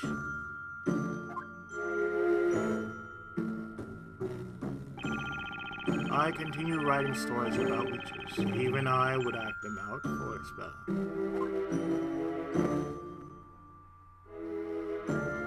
And made it bigger and bigger and bigger. And gradually the number of characters in my stories increased.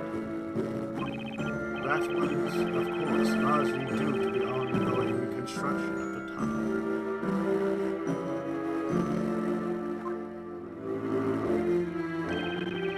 How much reconstruction?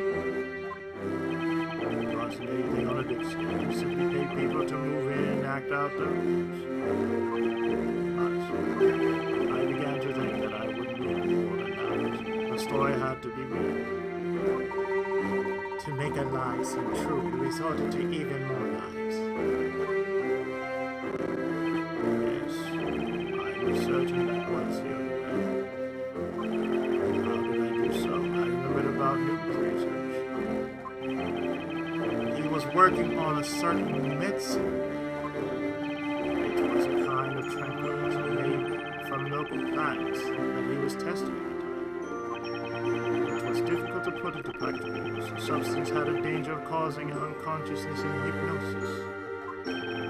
I can see how that could be abused and cause much harm, supposing it fell into the wrong hands. the same time, it was just what I needed for my ambitious project. I contacted the government. And that was the beginning of what came to be known as Project Labyrinthia.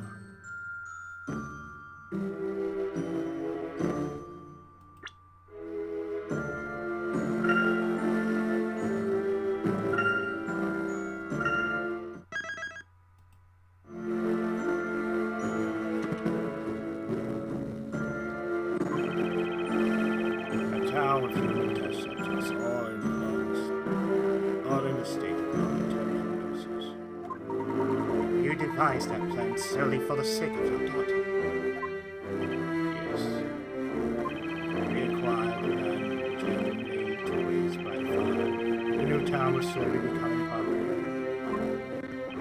Gradually, the rules of Labyrinthia were established. It was to be a town where magic and witches were a reality to the residents. All of this was possible thanks to the drug code. The test subjects were exposed to it through the ink used to pen the story, right? That's right. It was the dangerous drug developed by Newton. About 10 years have passed since. Even now, the power continues to change.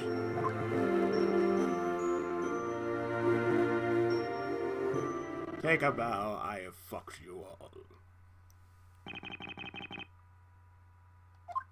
You literally fucked the town.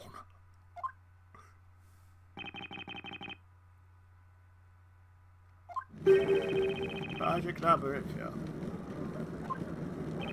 And all this was done for one girl. Isabella was only able to be herself when she revealed my story. Oh, the irony of it. Only within a word in which Isabella was veiled could Isabella's tragic memories be seen.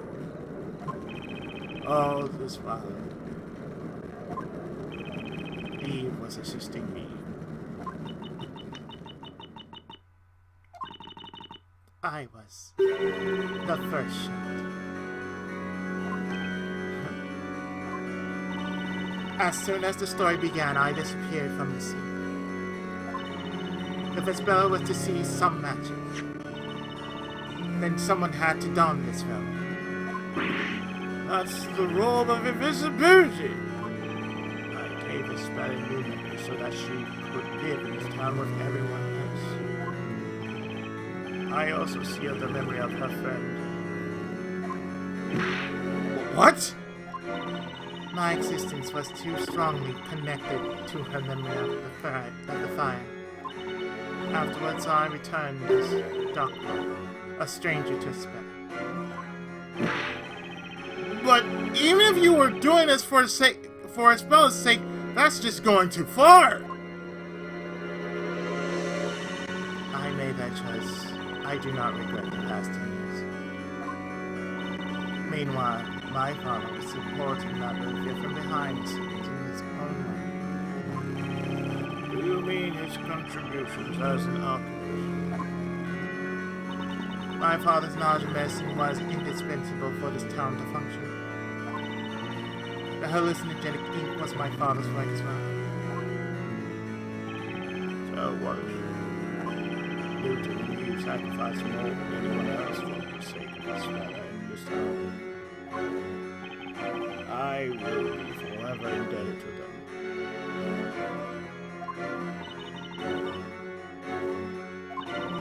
We wanted to save Isabella just like you.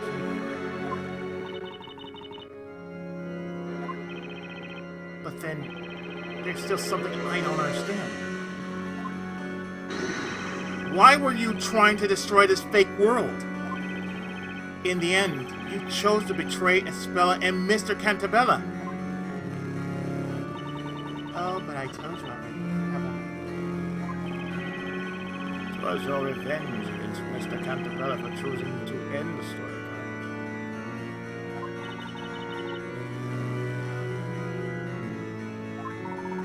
I wonder whether that was the true reason. Professor? Would Miss Belduke really betray them merely because she did not want the story to end? I dare say there was another, considerably more important reason. She had another reason? No need to frown in dismay, Mr. Wright. Please, leave this to me. Well, then let's hear what the Inquisition has to say. What other reason led the witness to betray Mr. Cantabella?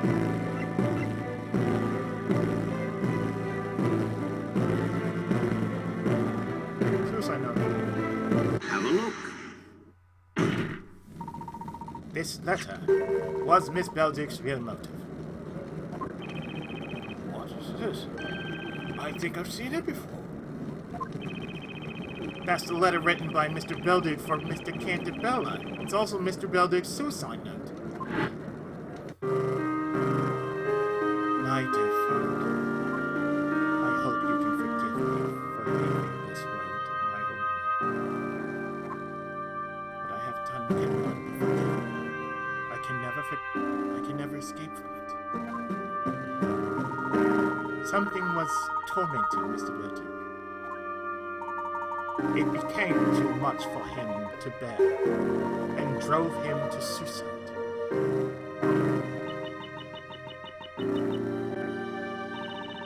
These past 10 years, I thought Father was glad to be helping Cantabella. But little did I know, he was suffering terrible anguish all that time.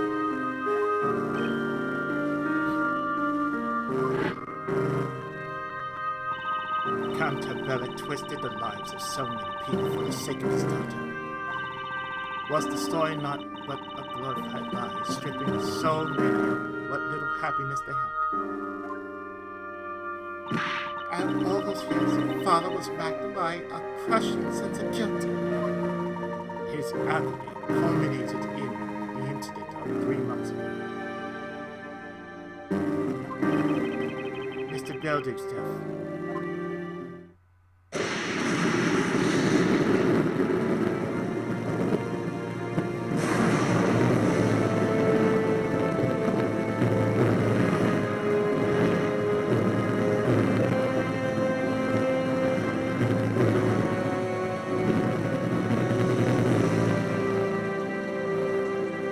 Clock Tower, the first fear.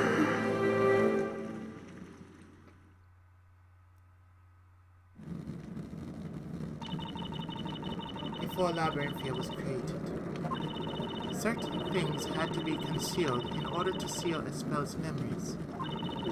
Had she seen them, she would have remembered. They were simply too dangerous to her. One of them was me.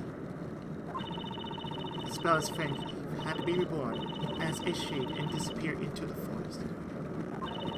The next thing was the bell tower. I see. Had she seen it, it would have been... I see. Had she seen it, It would have been certain to stir up those traumatic memories. Memories of the legendary father. The only way to prevent that was to erase the bell tower from life. how could you do that? Using the same method as with this robe. The robe of invisibility. In short, we covered up the tower with a huge robe. Although it wasn't as easy as it sounds. In other words, the bell tower had been there all this time. Only the townspeople couldn't see it. Is that correct? Indeed. I don't know what to say. At any rate, the situation changed. Due to that lightning strike 3 months ago, did it not?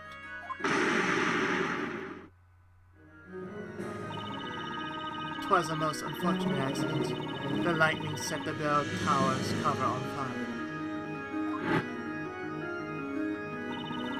That cover was quickly consumed by flames, revealing that abominable bell tower. The beginning of all of this, the bell of ruin, appeared before us. 'Twas mockery of our efforts. That tower emerging from the flames must have seemed like a sign of divine anger to Mr. Beltu. A sign that no matter how you attempt to conceal your sins, the truth will eventually float up to the surface. Having realized this, Father chose to. Such a kind. I didn't have any inkling of what he had been going through. To him, the participation of Labyrinthia's people within this project was not voluntary. Even though he had self-signed the contract, I believe he felt those people were being deceived. Father took his life because of you, Cantabella!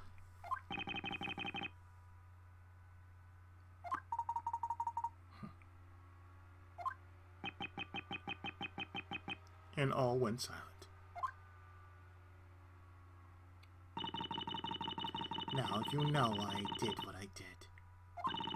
I lost my father 3 months ago. That day, my revenge began. Your revenge? The first step of my plan was to rewrite the story. What did you say? As president of Labyrinthium, you had to spend most of your time in London. Over the past few years, you were coming to Labyrinthia only for the parades.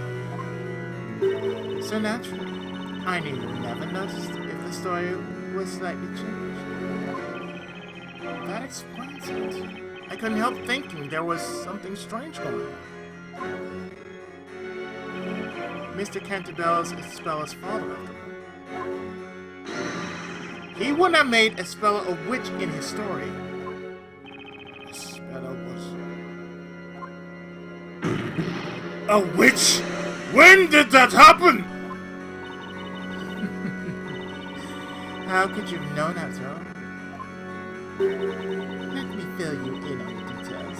Espella has already been tried once within the witch's court. Impossible! Why? How could you? You knew the risk that would carry! Look at you. What a fine author of that grand story. You left all the work in Labyrinthia to me. Meanwhile, you were making millions for yourself in London. What the excuse for a father?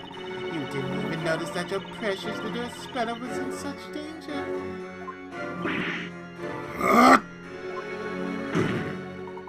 Miss Belduke, why did you do that to Espella? Do you even need to ask? I did it to unlock her memories. You mean when the legendary fire took place, Espella was so traumatized that she closed herself off to the world? We were just little girls then. That tragic accident was too much for us to handle.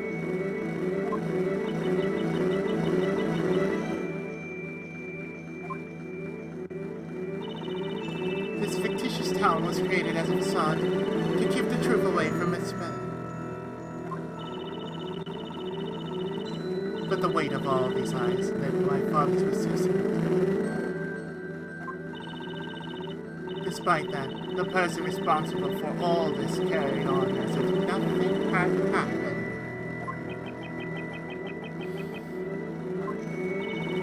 I couldn't forgive him.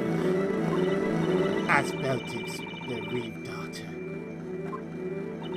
I had to have my revenge against both Cantabellas. Judge, this is the whole truth.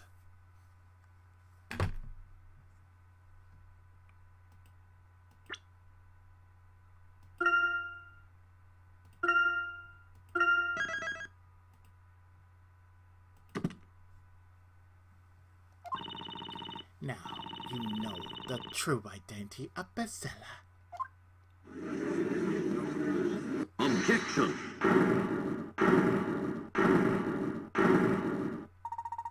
You say this is the whole truth.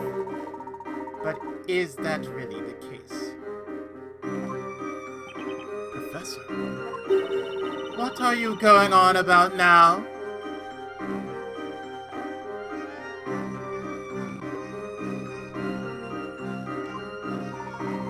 We have been provided with a clear picture of what happened to Espella so long ago. Nevertheless, we haven't yet heard your testimony.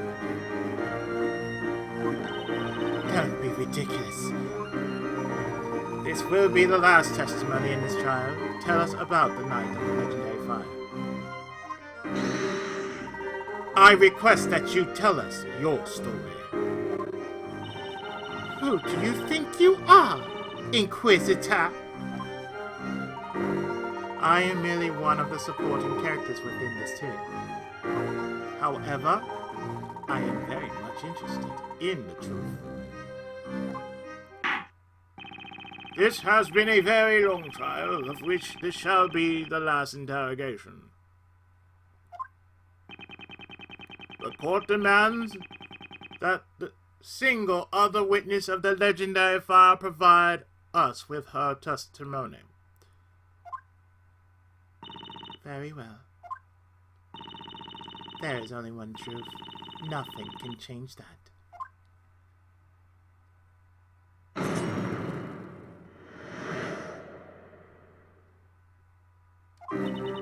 Espella wanted to ring the bell no matter what, so we went up to the belfry. The festival celebration had already started. The mechanism for ringing the bell was at a height even we could reach. The next thing I remember, it's coming to and running to Espella's side. I was shaking her until she finally opened her eyes. The next moment, we saw that nightmare ship. All strength abandoned us, and we didn't know what to do. That was when we were found by my father and Mr. Canterbury. The bell could only be rung with a special mechanism. That's right. It was made in such a way that even a child could use it. Quite literally. It was probably constructed by my father. I suppose he wanted to make it possible for anyone to ring that bell. In light of the events that followed, that was clearly a very foolish decision. The mechanism for ringing the bell. I noticed something like that on a pillar when we went to the belfry earlier. I better make a note of it in the report record. The top floor device. Okay. Vacation.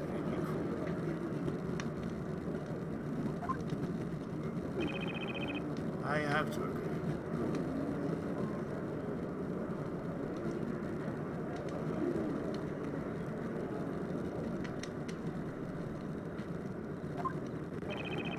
If only we had not discovered those ruins and brought that bell to our town. Or if only we could have deciphered those ancient writings of the North. Or if only the groundwater in this area didn't cause that strange condition. Unfortunately, Mr. Cantabella, the tragedy occurred. All that remains for us to do is to seek out the truth. Not for the sake of vengeance, but for the sake of the future.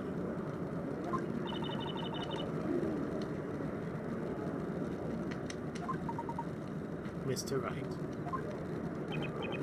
Yes? You have been fighting fiercely to uncover the truth. This is the final interrogation. I trust you know what to do. Leave it to me. To be honest, I have no idea what lies ahead. But whatever it is, there's no question we need to get to the bottom of it. There's got to be light at the end of this tunnel.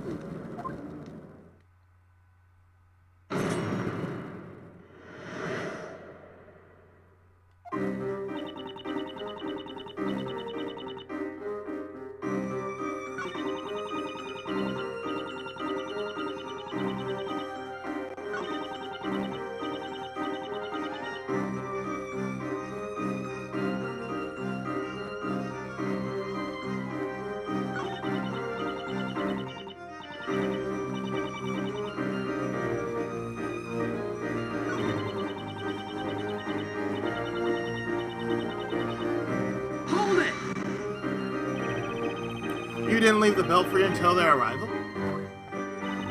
Of course not. We were paralyzed with fear. It was an event so traumatizing it still haunts us. Isabella fainted again when she saw the fire dragon. I was crying and wailing until our fathers found us. We went to the bell tower as it was a good vantage point. We weren't expecting to find our daughters there. Of course, neither suspected at that point that the disaster had been caused by the bell moon. Eve was in tears, sobbing violently. As for Spella, she was in daze. Her face frozen in an expression of disbelief. She didn't know what was happening. I cannot say this with certainty, as my memories are a little vague. But I think I was trying to. I heard that. Hang on! Mr. Cantabella? I remember that very well, as if it happened yesterday. Cantabella, would you mind telling us what you saw?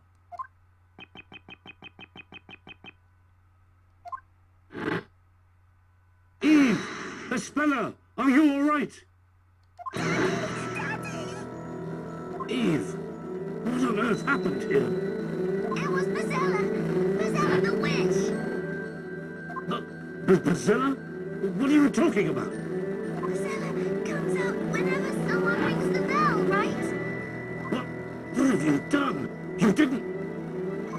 Please, Mr. Cantabella, don't be angry. Isabella.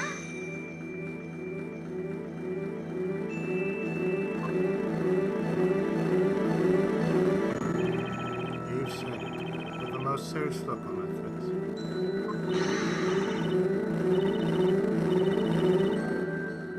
Please, Mr. Cantabella, don't be angry at her. When she said that, I grasped the situation. I realized what had transpired in the bed. And I thought to myself, I must protect these children.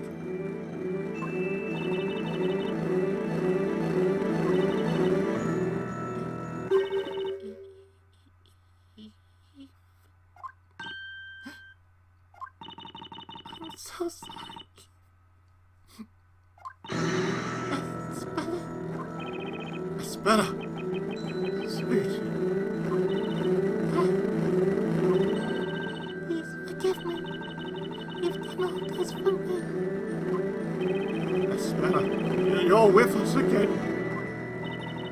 All this for me.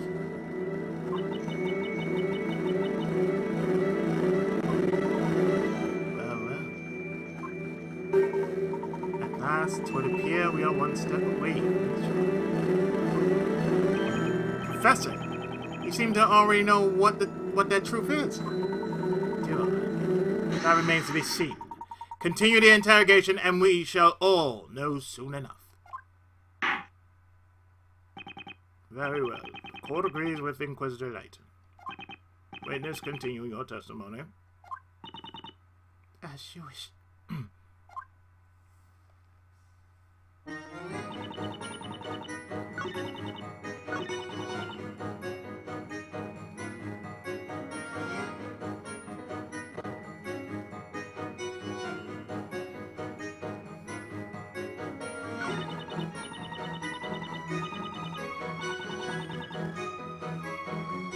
Hold it! So it was you who woke the spell up, witness? Yes, it was me. She was out cold, curled up on the floor, until I shook her awake.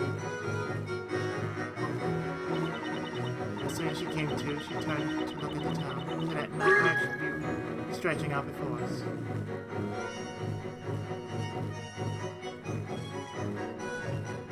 Hang on! Excuse me, Isabella. Espella, Are you okay? Yes. Everything's fine. My apologies for bringing back such troubling memories. Nevertheless, you must endeavor to face them and overcome the power they hold over you. Yes, I remember it now. The fire trick. I summoned it because I'm this fella. No, Espella! It was just an illusion! No, you're wrong, Dad. It wasn't an illusion. It was fact. If I hadn't rung the bell, none of this would have happened. This is the bringer of disaster, and that's what I've done to our town. Ah! The kids run away! Quick, Arthur! She's running to the bell tower. Damn it! She's locked herself in! No use. We'll have to break down the door to get in.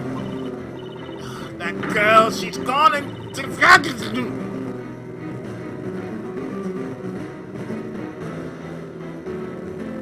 She's gone and quizzical herself!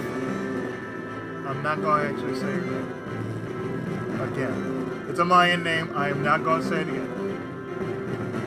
So I'm going with quizzical. She quizzicaled herself! Stay away from me!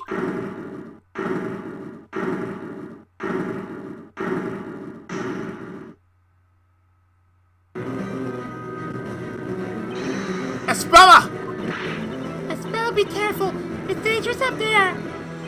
Please, Espella, calm down! Oh god, this is 21 Jump Street. Again, I'm sorry, everyone. I have no right to be here anymore. Rick! Espella's gonna do something crazy! I can see that, but what the hell can I do? Espella, please do not make any hasty decisions. Mr. Layton, The truth is close now. Be brave for a little while longer. the truth, as if it wasn't clear already. If I hadn't rung that bell, everything would have been fine. Objection. You may be mistaken. You still don't know the whole story. Isn't that so, Mr. Wright? I had the same feeling when I was listening to Eve's testimony. I felt something was not right. Really? I thought that was pretty much it. The pieces of the puzzle that don't yet fit are themselves the hints to the solution. No, wait. You mean Espella didn't ring the bell? What? Nonsense, of course she did! As it stands, it's hard to say for sure that she did ring the bell. However, we've got evidence that will clear any doubts. Shows the so-called evidence you claim to have then. What do you think this proved? Espella didn't ring the bell. Take that! Even a child could use it! Espella, can you hear me? Yes? Where you're standing now is the same spot where you saw this fire dragon. Yes, that's right. This fretwork here is the same as what I saw that day. When I look at it now, it seems so small, even adorable. Defense? What does this have to do with anything? As you will no doubt recall, Mr. Cantabella told us what people who drink the groundwater here suffer from a condition. A condition where they fall unconscious the moment they hear the sound of pure silver.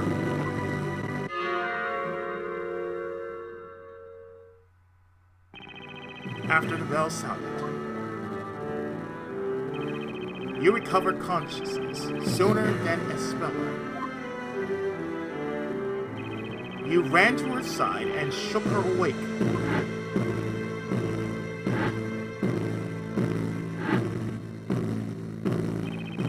As soon as she opened her eyes, she saw the fire dragon.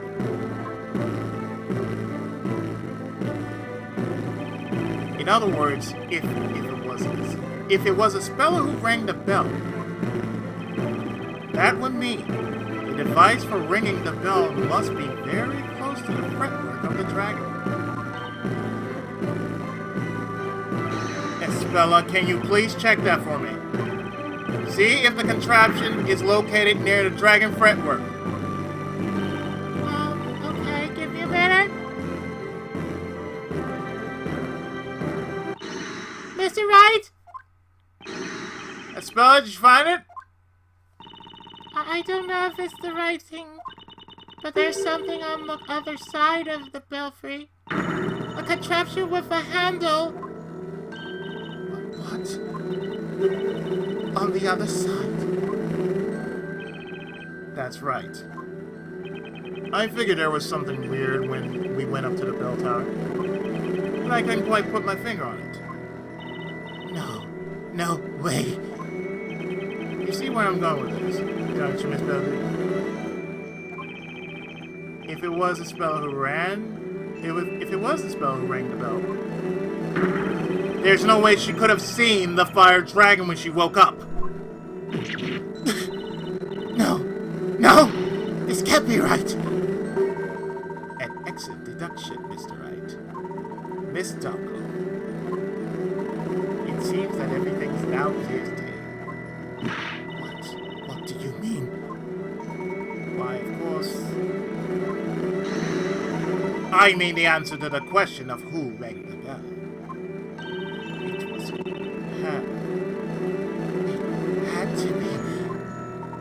What do you say, Mr. Wright?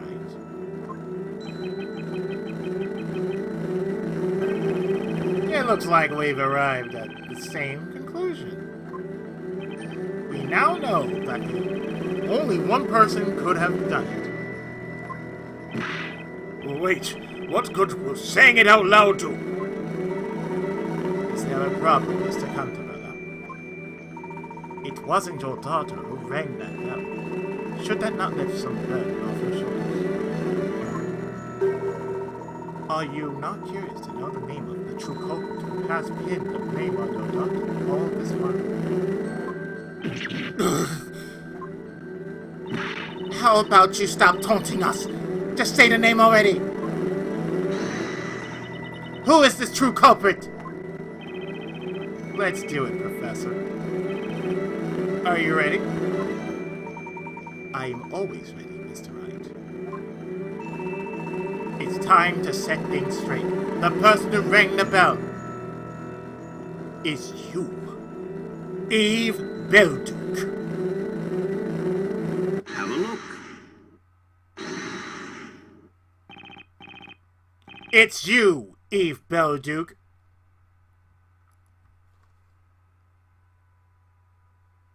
I still say that's pretty cool. They're both doing the Igori.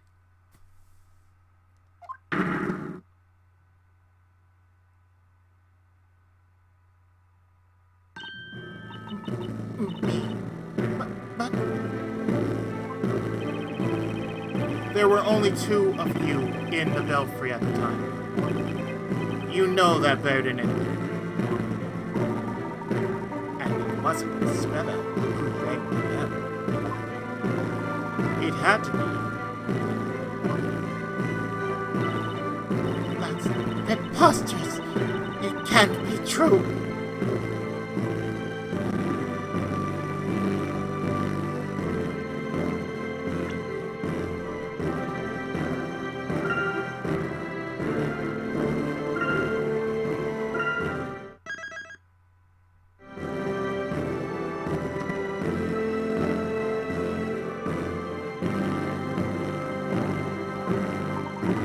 It was an extremely traumatizing event for both you and Espella. Your friend's memories were altered from the shock without her even realizing it. She believed she was a witch who rang the bell and summoned the dragon which incinerated the town. However, Miss Belduke, Speller wasn't the only one whose memories were warped by the horrors she witnessed. You were affected as well. No. It wasn't me. Speller, she rang the bell. It was her, not me. But why?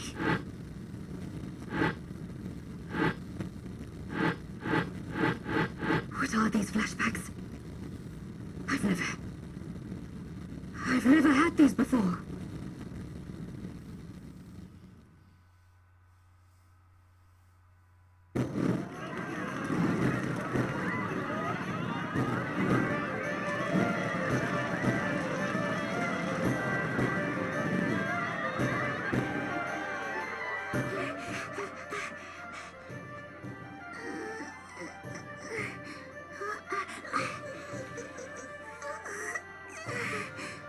What's the matter?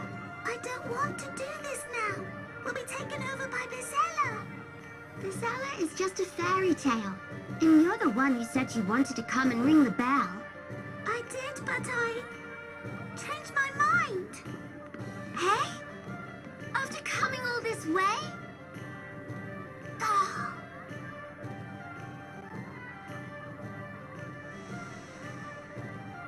Hmm?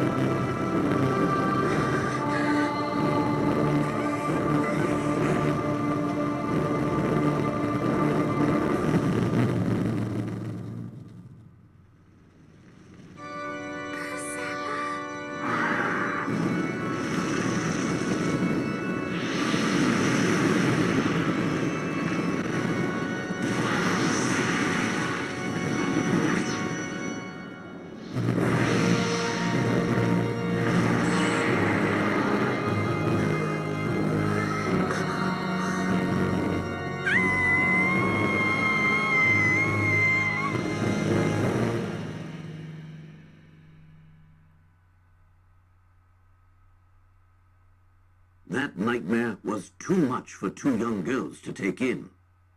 Your young minds needed to protect themselves. That's why you subconsciously repressed those memories. Then, if that's true, for the past 10 years, I've been pinning the blame for what I've done on Isabella. It can't be. It can't be true. It's impossible! Ah! Darkglass just disappeared! She's donned the invisibility robe. She's run away! Did you hear that? It was her that was destroyed this town. Our lives have already been messed up so much we don't need this now! She's got to pay for what she did. Capture her! Oh, Nick, look at the bell tower! Isabela's gone! No, she's on the roof! God damn it, girl! I beg you, don't blame Eve. It really doesn't matter anymore who rang the accursed bell. This town was all created for me. It's my fault you've all been used and suffered so much. Estella, what do you say? Please, come down, right now! You haven't done anything wrong. It was all my fault. Dad, I know that you did this for me. You've been so kind to me. And what did I do? I selfishly ran away from home. Isabella. I will finish your story for you. The evil witch will be gone forever, and everyone will live happily ever after. Dad, thank you for everything you've done for me.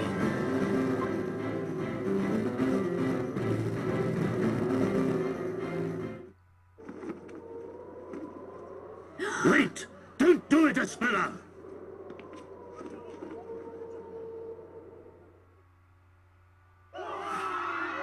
Ah!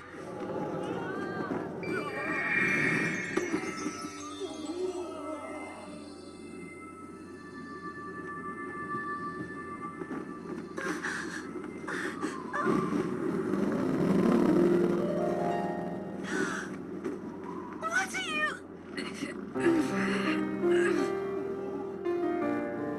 Isn't that Darklaw? Why, Eve? Why would you? I finally remembered everything I've done. You're not the only one who remembered. You still have the pendant. Yes, of course. That's because somehow I always knew it was important to me. Isabella, You kept your pendant as well, didn't you, Eve? for some reason, I just couldn't let it go. Isabella! Miss Darklaw! Quick, they'll fall if we don't do something. Let's go. We have to save them. No, you won't make it there in time. Why? The wooden handrail Eve's holding onto is rotted through. We need some sort of magic to save them. No way! Or hookshot. Magic, you say? Got an idea, Professor? If a bit of magic is all that's needed to save these two young ladies, then perhaps that is something I can arrange. What? You can?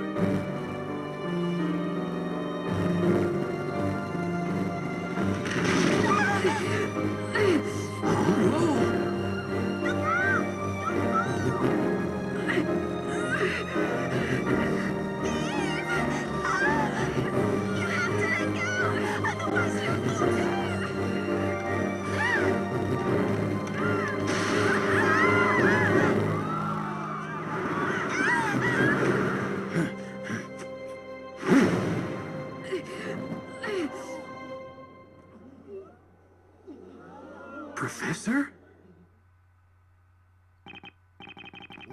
What's going on here? Anyone? Professor, you're a sorcerer! No, Miss Fay. We have already established that magic doesn't exist even in this town. But then, how did you just do that? What you have just seen was the last and greatest illusion within Labyrinthia. Huh? Illusion? Magic is but an illusion. And this illusion has been produced through the power of suggestion in Labyrinth's medication. Everyone in Labyrinthia has been under this particular magic spell. Now then, shall we break the spell? Magic is the last mystery to be solved. You've seen through all my tricks, Layton. I wouldn't have done it without the vital hint you gave me when we spoke in your tower. The final spell's concealed at the start. Okay, so what does that mean?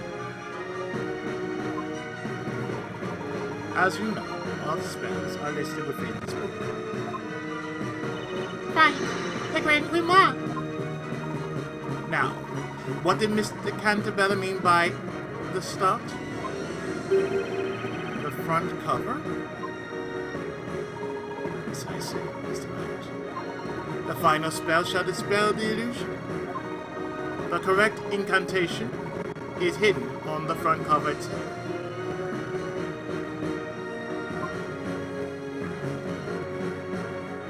Well then, Mr. Wright. This is the final puzzle. Soon, a new day will begin for the townspeople. Let us put an end to this illusion, once and for all. Yeah. Let's do this! Puzzle 70, the final spell. And this is worth 90 picarats. And I'm putting a save state right here. Hidden on the cover of the Grand Grimoire are the characters that spell out the true magical incantation.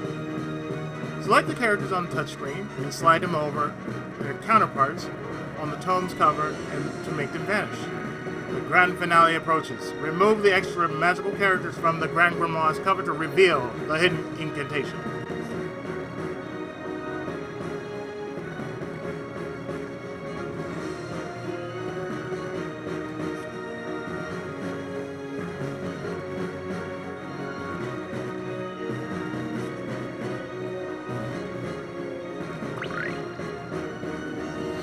Okay, so what I'm saying here, and I'm looking at the solution. If you don't see it correctly, it's like 1, 2, 3, 4, 5, 6, 7, 8, 9, 10, 11. So number 1.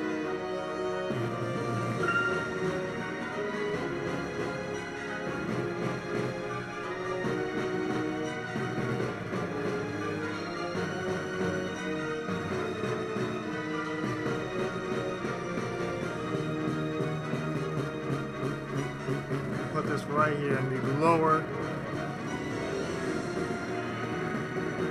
left section.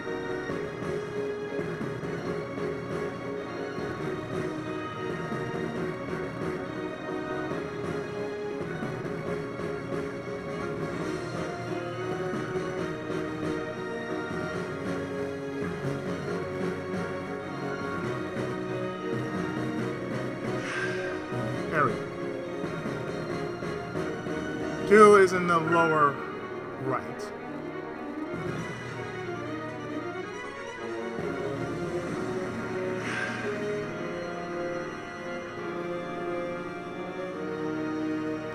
Three is the upper right.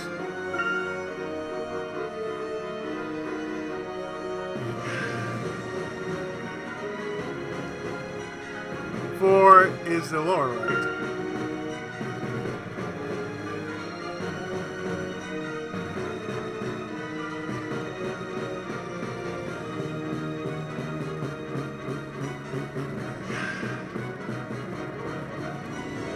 Five is upper left.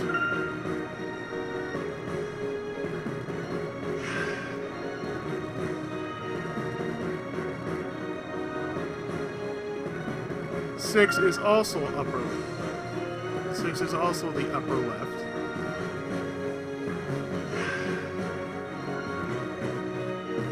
Seven is lower left.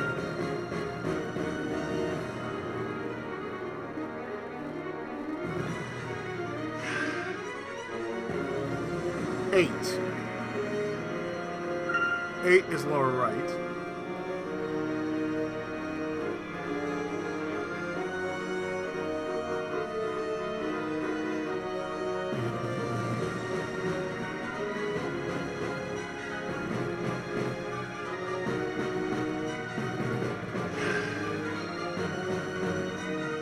Nine is lower left.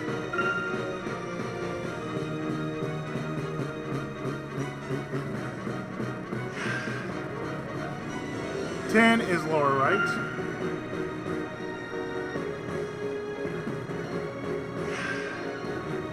And 11 is upper right.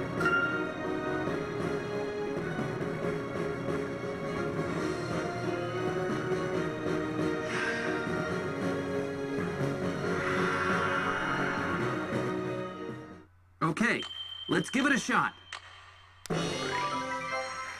No That's it. objections. No objections, indeed.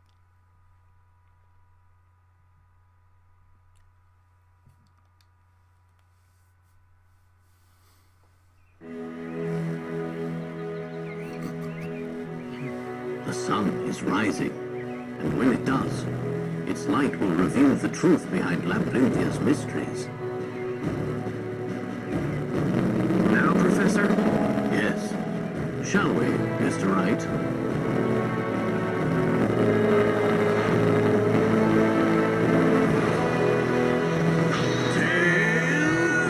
Ah!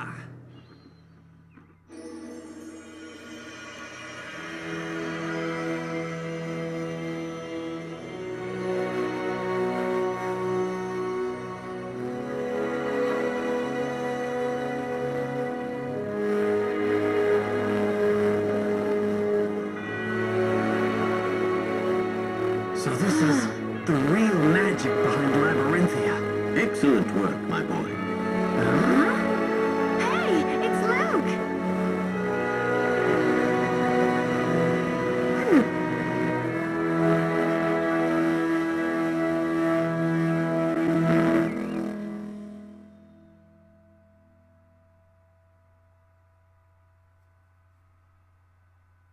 And that's it.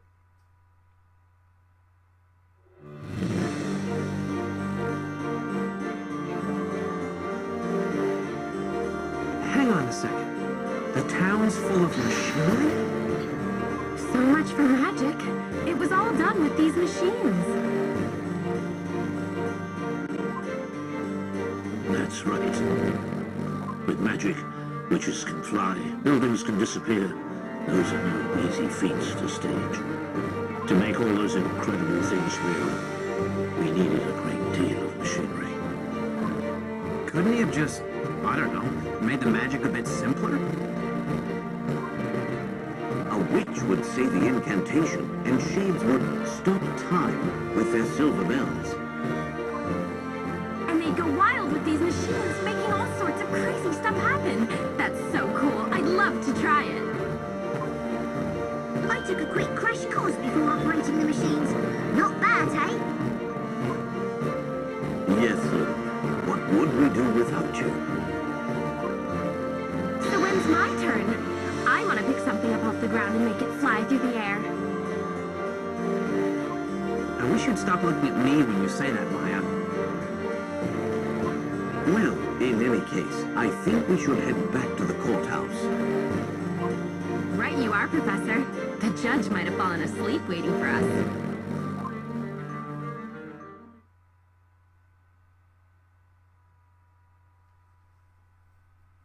The sun has risen above Labyrinthia and has shown us our town's true form.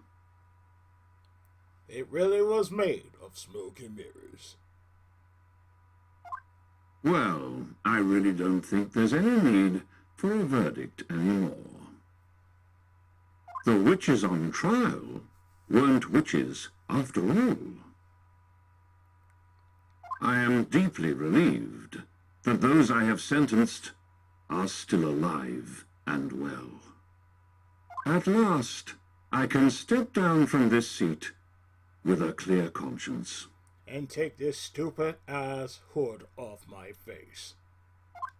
And now, the final verdict in the last witches' court session ever to be held.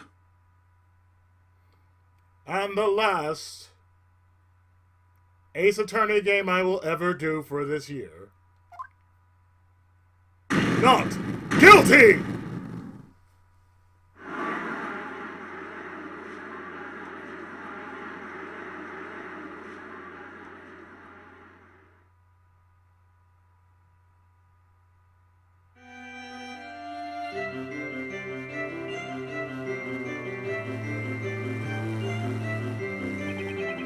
I'm very grateful for all the help, Professor. The feeling's mutual, Mr. Wright. A gentleman always finds fair in the truth. I couldn't have done otherwise. I'd like to congratulate the two of you You both did splendidly. What was the judge? You brought to light the truth about this town. Although I still find it astonishing that we could not see all of this.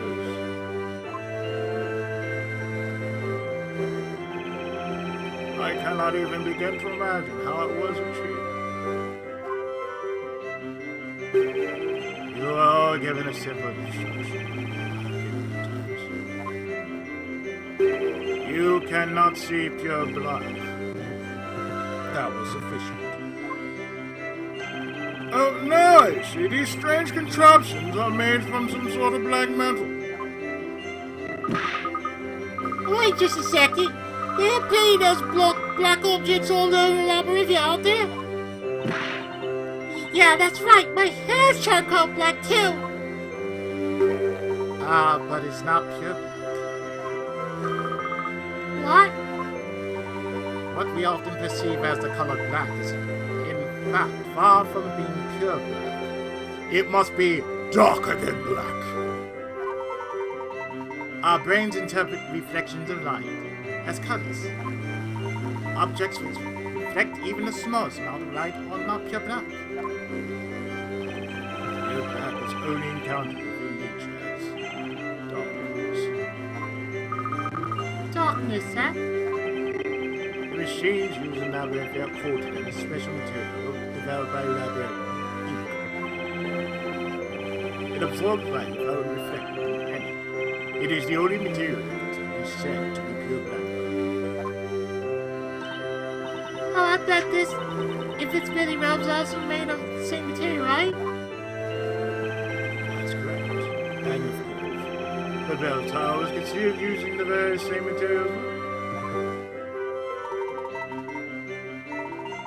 When you think about it, this town abounds in all things invisible. Huh. Miss Darklaw, or should I say Miss Belduke? Yes. For 10 long years, your memories have been suppressed. The truth about what occurred in the belfry was invisible to me, you mean? Mr. Cantabella and your father knew it all along. They knew who actually rang the bell. What? Did they really? Is that true, Cantabella?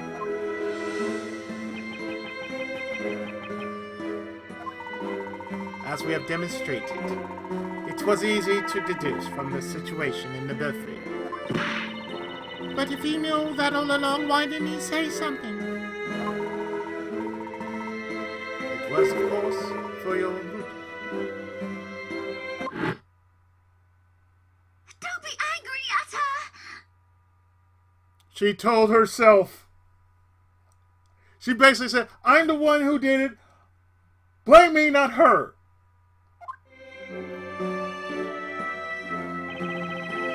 You are trying to pin the blame for that disaster on the spirit. Yes, I was. But if you knew that, why did you keep quiet about it?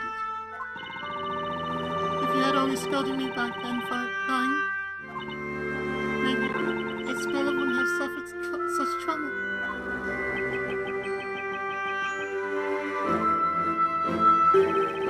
It was your eyes. What? Your eyes were those of a liar.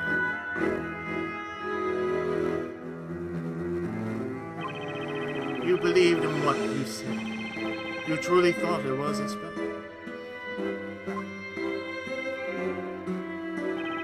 What you saw was too much for you to bear. Your mind blocked out the real memory of what happened in order to maintain your own sanity. Had I called you a liar, you would probably have suffered a mental breakdown. Mr. Cantabella and your father created this town. You were mistaken in thinking it was purely for Spella's sake. It was also for you, Miss Belton.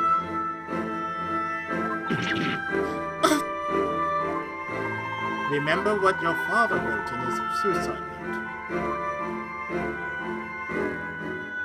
I have only two concerns. The first is my daughter. It pains me to be leaving her alone in this world, although she probably doesn't think of me as her father. Let's talk about you. I had nothing in my father thinks. He was always thinking only about the town, paid no attention to me. So you moved out and broke off contact. But you were wrong about it. Not a single day passed without him thinking about you. He helped to make the story I was weaving a reality for your sake.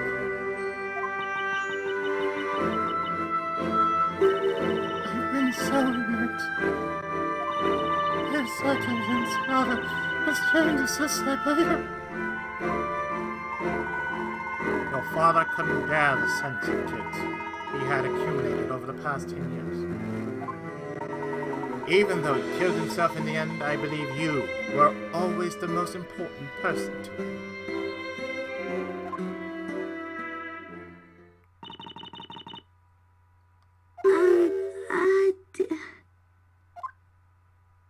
Eve? Espella! Espella, what I did to you is unforgivable. I rewrote your story, putting you through all this. I became Tomino.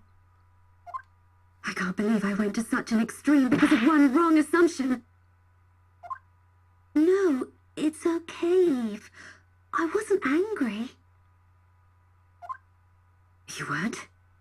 No, I was pissed.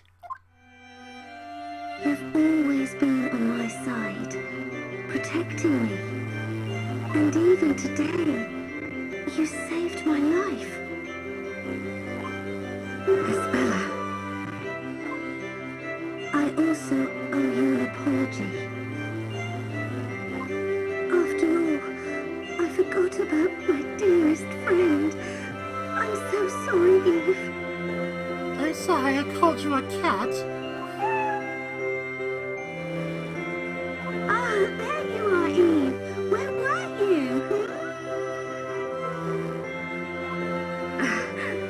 your cat's called Eve. Oh, who else would I call it? You know what I've just noticed? You two are very much alike. You and Eve the cat. What? It's all in your head.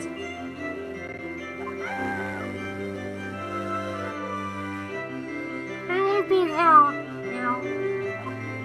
It looks like Eve has taken a liking to the other Eve. Like, I don't like... Okay, you're cute.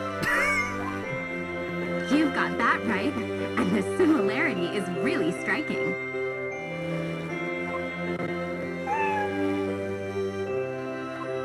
Oh dear.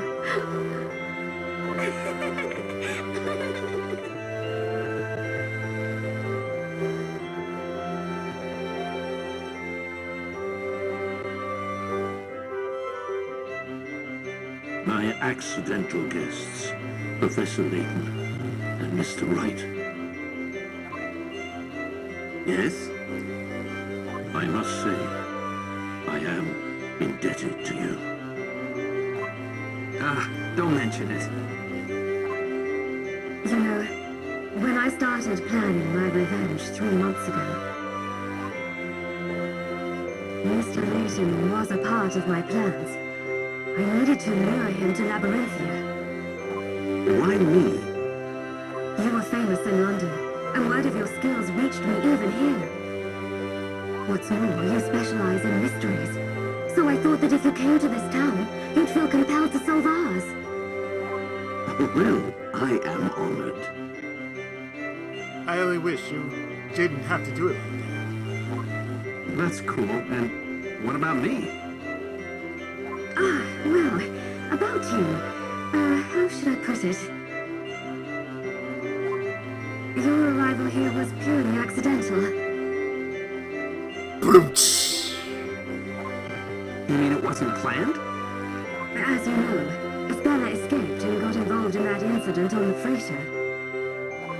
As a consequence, I had no choice but to bring him here.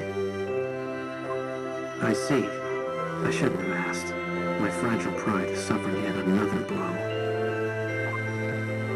Nick, you can't escape your fate. You're doomed to always find trouble if it doesn't find you first. Yeah, see Maya. How about some words of sympathy for a change?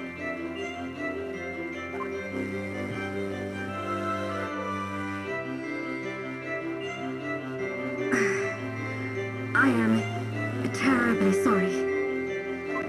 The only thing on my mind the last 3 months was revenge. Whatever your intentions were, the last witch trial has ended in the best possible way for this town. You were correct in your judgment. You always are. You're too kind to me. I thank you from the bottom of my heart, Eve, for opening my eyes. Sorry to break up this little happy ending, but I've sort of got an important question. Why were you going to end the story? Only Newton knew the real reason. I am suffering from an incurable illness. What? Dad, you're ill. Is it serious? It is a rare disease with no known cure. Terminal illness. The worst kind. Why didn't you tell me? Had I known... I wanted this to be my secret. I suppose that was a bad decision on my part. I thought I'd finish the story before I died and lay the foundations for a new world. Honestly, I was desperate. I didn't much care about Labyrinthia anymore. Dad, why did it have to happen to you? Especially now that we're finally back together. We just met. This isn't fair. Cheer up, Espella. How can I? Labrellum's new drug development center contacted me a short while ago. They have succeeded in creating a new medicine thanks to Belduke's research. It's a top-secret wonder drug for my illness. They call it panacea. A wonder drug? Newton had been working on finding a cure for my illness until the very end. It would seem that the cure was his final gift to me. My father. Newton was the truest friend I ever had. I'm going to undergo surgery. Do not fear, I shall return. So stop making that sad face, Espella. Dad, will everything be back to how it once was? Of course it will. I would have this stupid thing off my face. And Eve, will you still be my friend?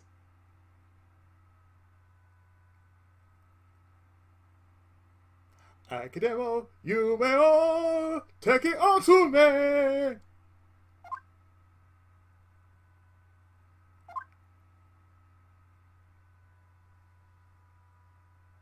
course. Thank you.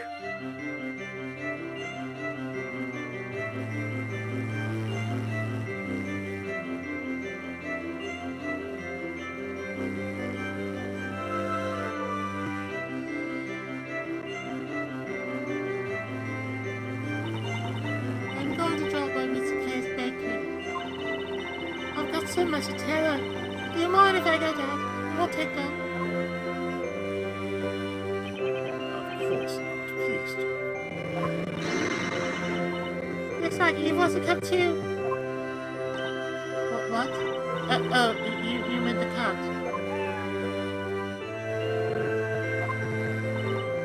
It's better mind we tag along?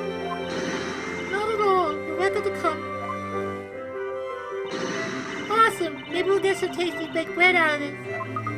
I'm glad you were going there for different reasons. Well, anyway, I'll be off to Professor.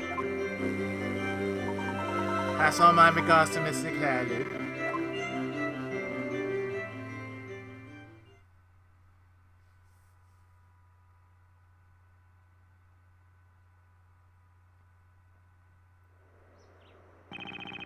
So, what's going to happen to the town?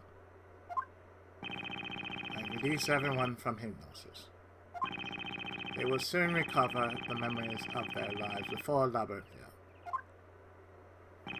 As of today, Project Labyrinthia is over. Ah, I see. They are free to leave if they so wish. I imagine they will make a run for it.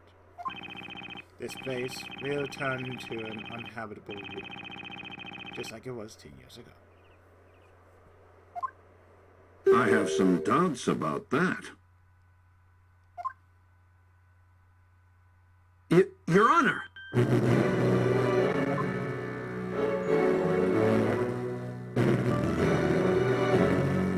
I now understand that this town is an artificial creation of yours.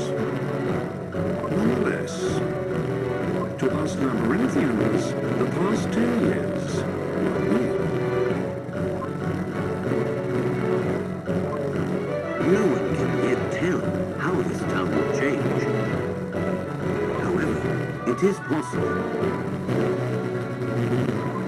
that some people will want to stay. Who knows?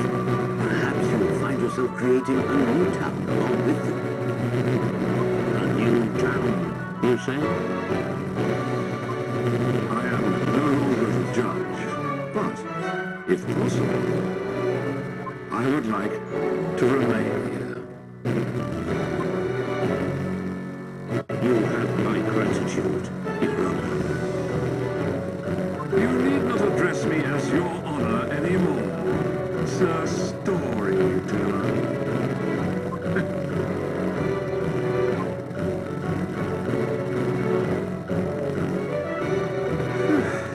And so, the last witch trial has drawn to a close.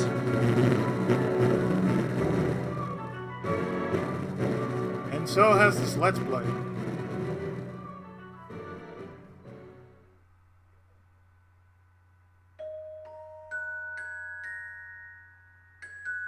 What did Mr. Wright, Mr. Layton, and my father talk about? That I do not know. But Dad made a promise to me. Once everyone recovers their memories and he is cured of his illness, he will return to write a new story with everyone's help.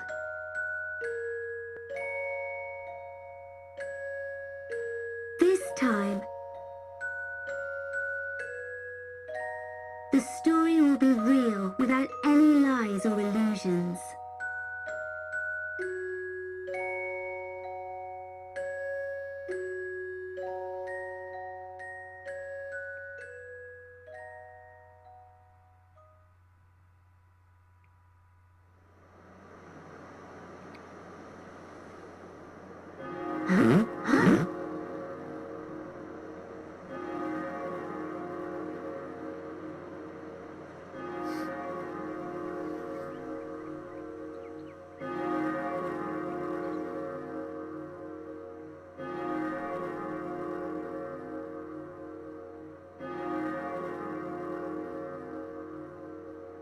What a beautiful sound. Almost as if it's ringing in a new beginning for the town. Thank you, Eve.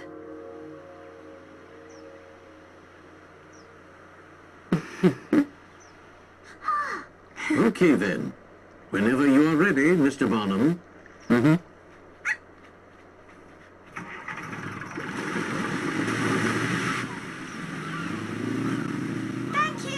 Thank you all so much for everything! Espella, you take care now. You too, Mr. Cantabella, bye! Be sure to visit us again! You can bet on it! I wish all of you the very best.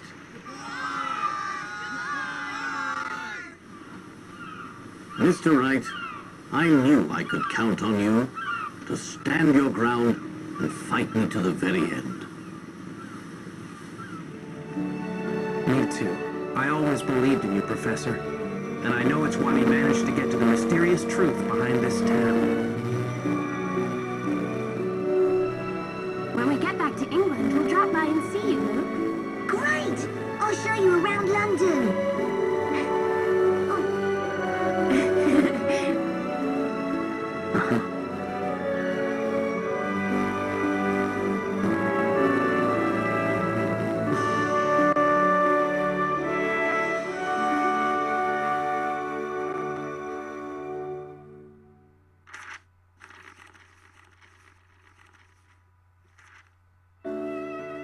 And that's it. That was Professor Layton versus Phoenix Wright, Ace Attorney. And as I said, this is the last Ace Attorney game I'm doing for this year.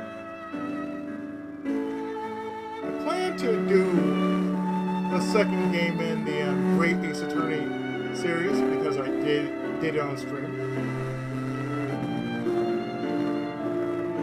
Probably have it prepared for, say, sometime next year. When is... well, that's going to be tough. But I can tell you, I will be enjoying it as much as you enjoy it.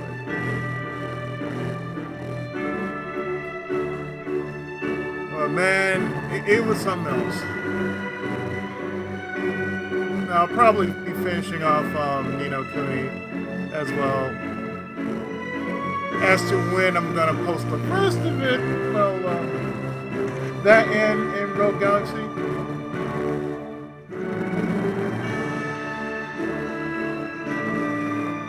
Well, who can say? Because I might want to redo Rogue Galaxy on here via emulator. At least to the point where I stopped off at.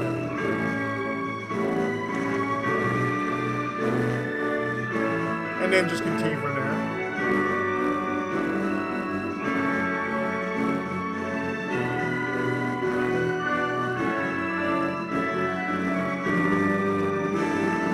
And who knows? I mean, a lot can happen.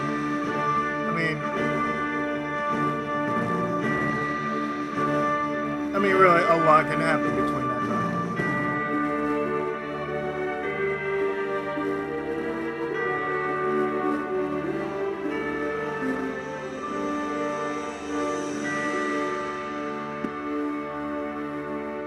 But I'm glad this was done. I'm glad I finished it. As this was my first brush into the Professor Layton series anyway. You know, Professor, I feel like I just finished reading a really long story. Indeed, Luke. I know what you mean. It certainly was an enthralling adventure. I wonder how Espella and the others back in Labyrinthia are getting on. I'd love to go back and see them. Although, I'd rather not have to be sucked into a book to get there. Perhaps we should ask Carmine to come along with us. Great! It's a real relief he recovered from all of his injuries. But he was a bit put out when he found out you'd already solved all the town's secrets, Professor. Well, we mustn't forget that we didn't solve them all by ourselves. We couldn't have done it without the help of our friends across the Atlantic. I wonder what they're doing right now. Battling away in a courtroom somewhere? At any rate, we must make our own preparations. There's a brand new case that requires our attention, and that means a brand new set of puzzles to be solved, my boy.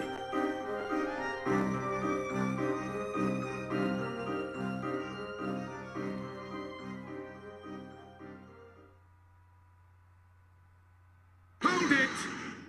What's the matter, Wright? Has the cat got your tongue? Or are you still in a holiday kind of mood? Perhaps your mind is as clouded as the English sky. Any hints, Maya?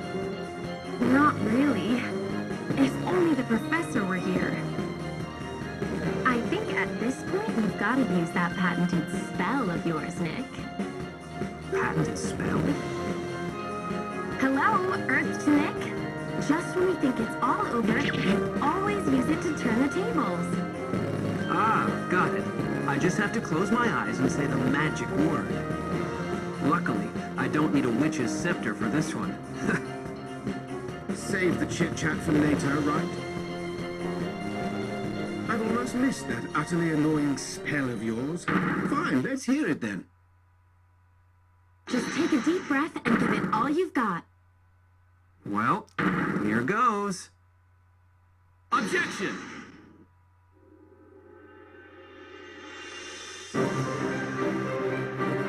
I mean, this was a great crossover. I will not lie about that.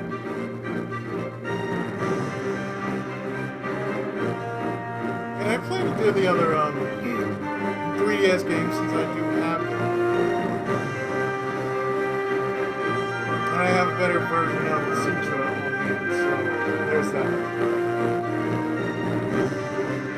The things you do when you get. But in this case, RetroArch has done its job yet again. And despite the fact that it dropped a few times, I didn't drop. So with that, I have been your friendly neighborhood Tenkaichi, PI7, and this was Professor Layton versus Phoenix Wright, Ace Attorney, brought to us by Level 5 and Capcom of 2012. So join me next time when we go back on the high seas of East Nordis, as well as continuing our journey through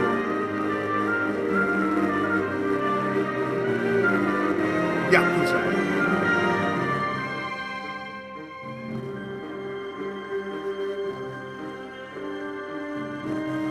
So I will definitely see you then when we start up and continue these projects. So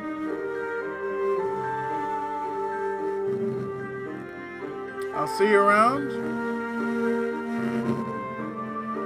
when we start up. And most likely on my end continue Yuga Gotoku 5, otherwise known as Yakuza 5, the Master.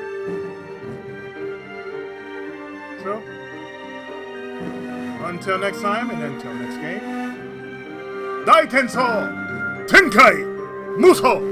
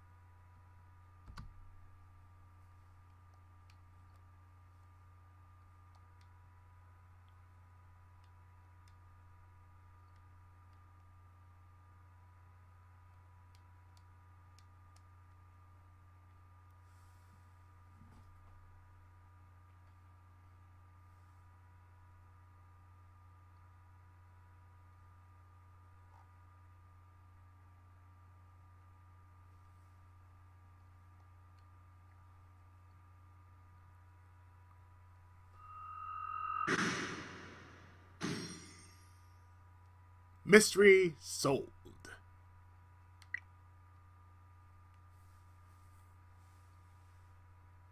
The Great Witch Bezella was a fictional character created by the storyteller to protect the young Espella from trauma. This spawned the many mysteries that followed. They no longer need Bezella, nor the witches or witchcraft that were essential for her existence.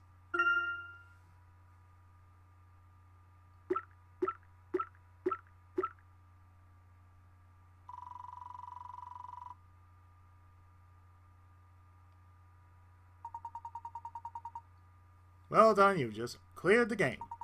You may now make a special game clear save data file. When you load data from this file, you'll be given a choice of 2 starting locations. The first within the underground ruins. From there, you'll be able to access the town and wander around freely, searching for hidden coins and unsolved puzzles. Second choice is at the climax at the epilogue. This is ideal for those who would like to experience the game's finale one more time. You'll be able to restart with maximum credibility, so even if you run short this time around, you'll still have a chance to pick up those vital pickups that you missed.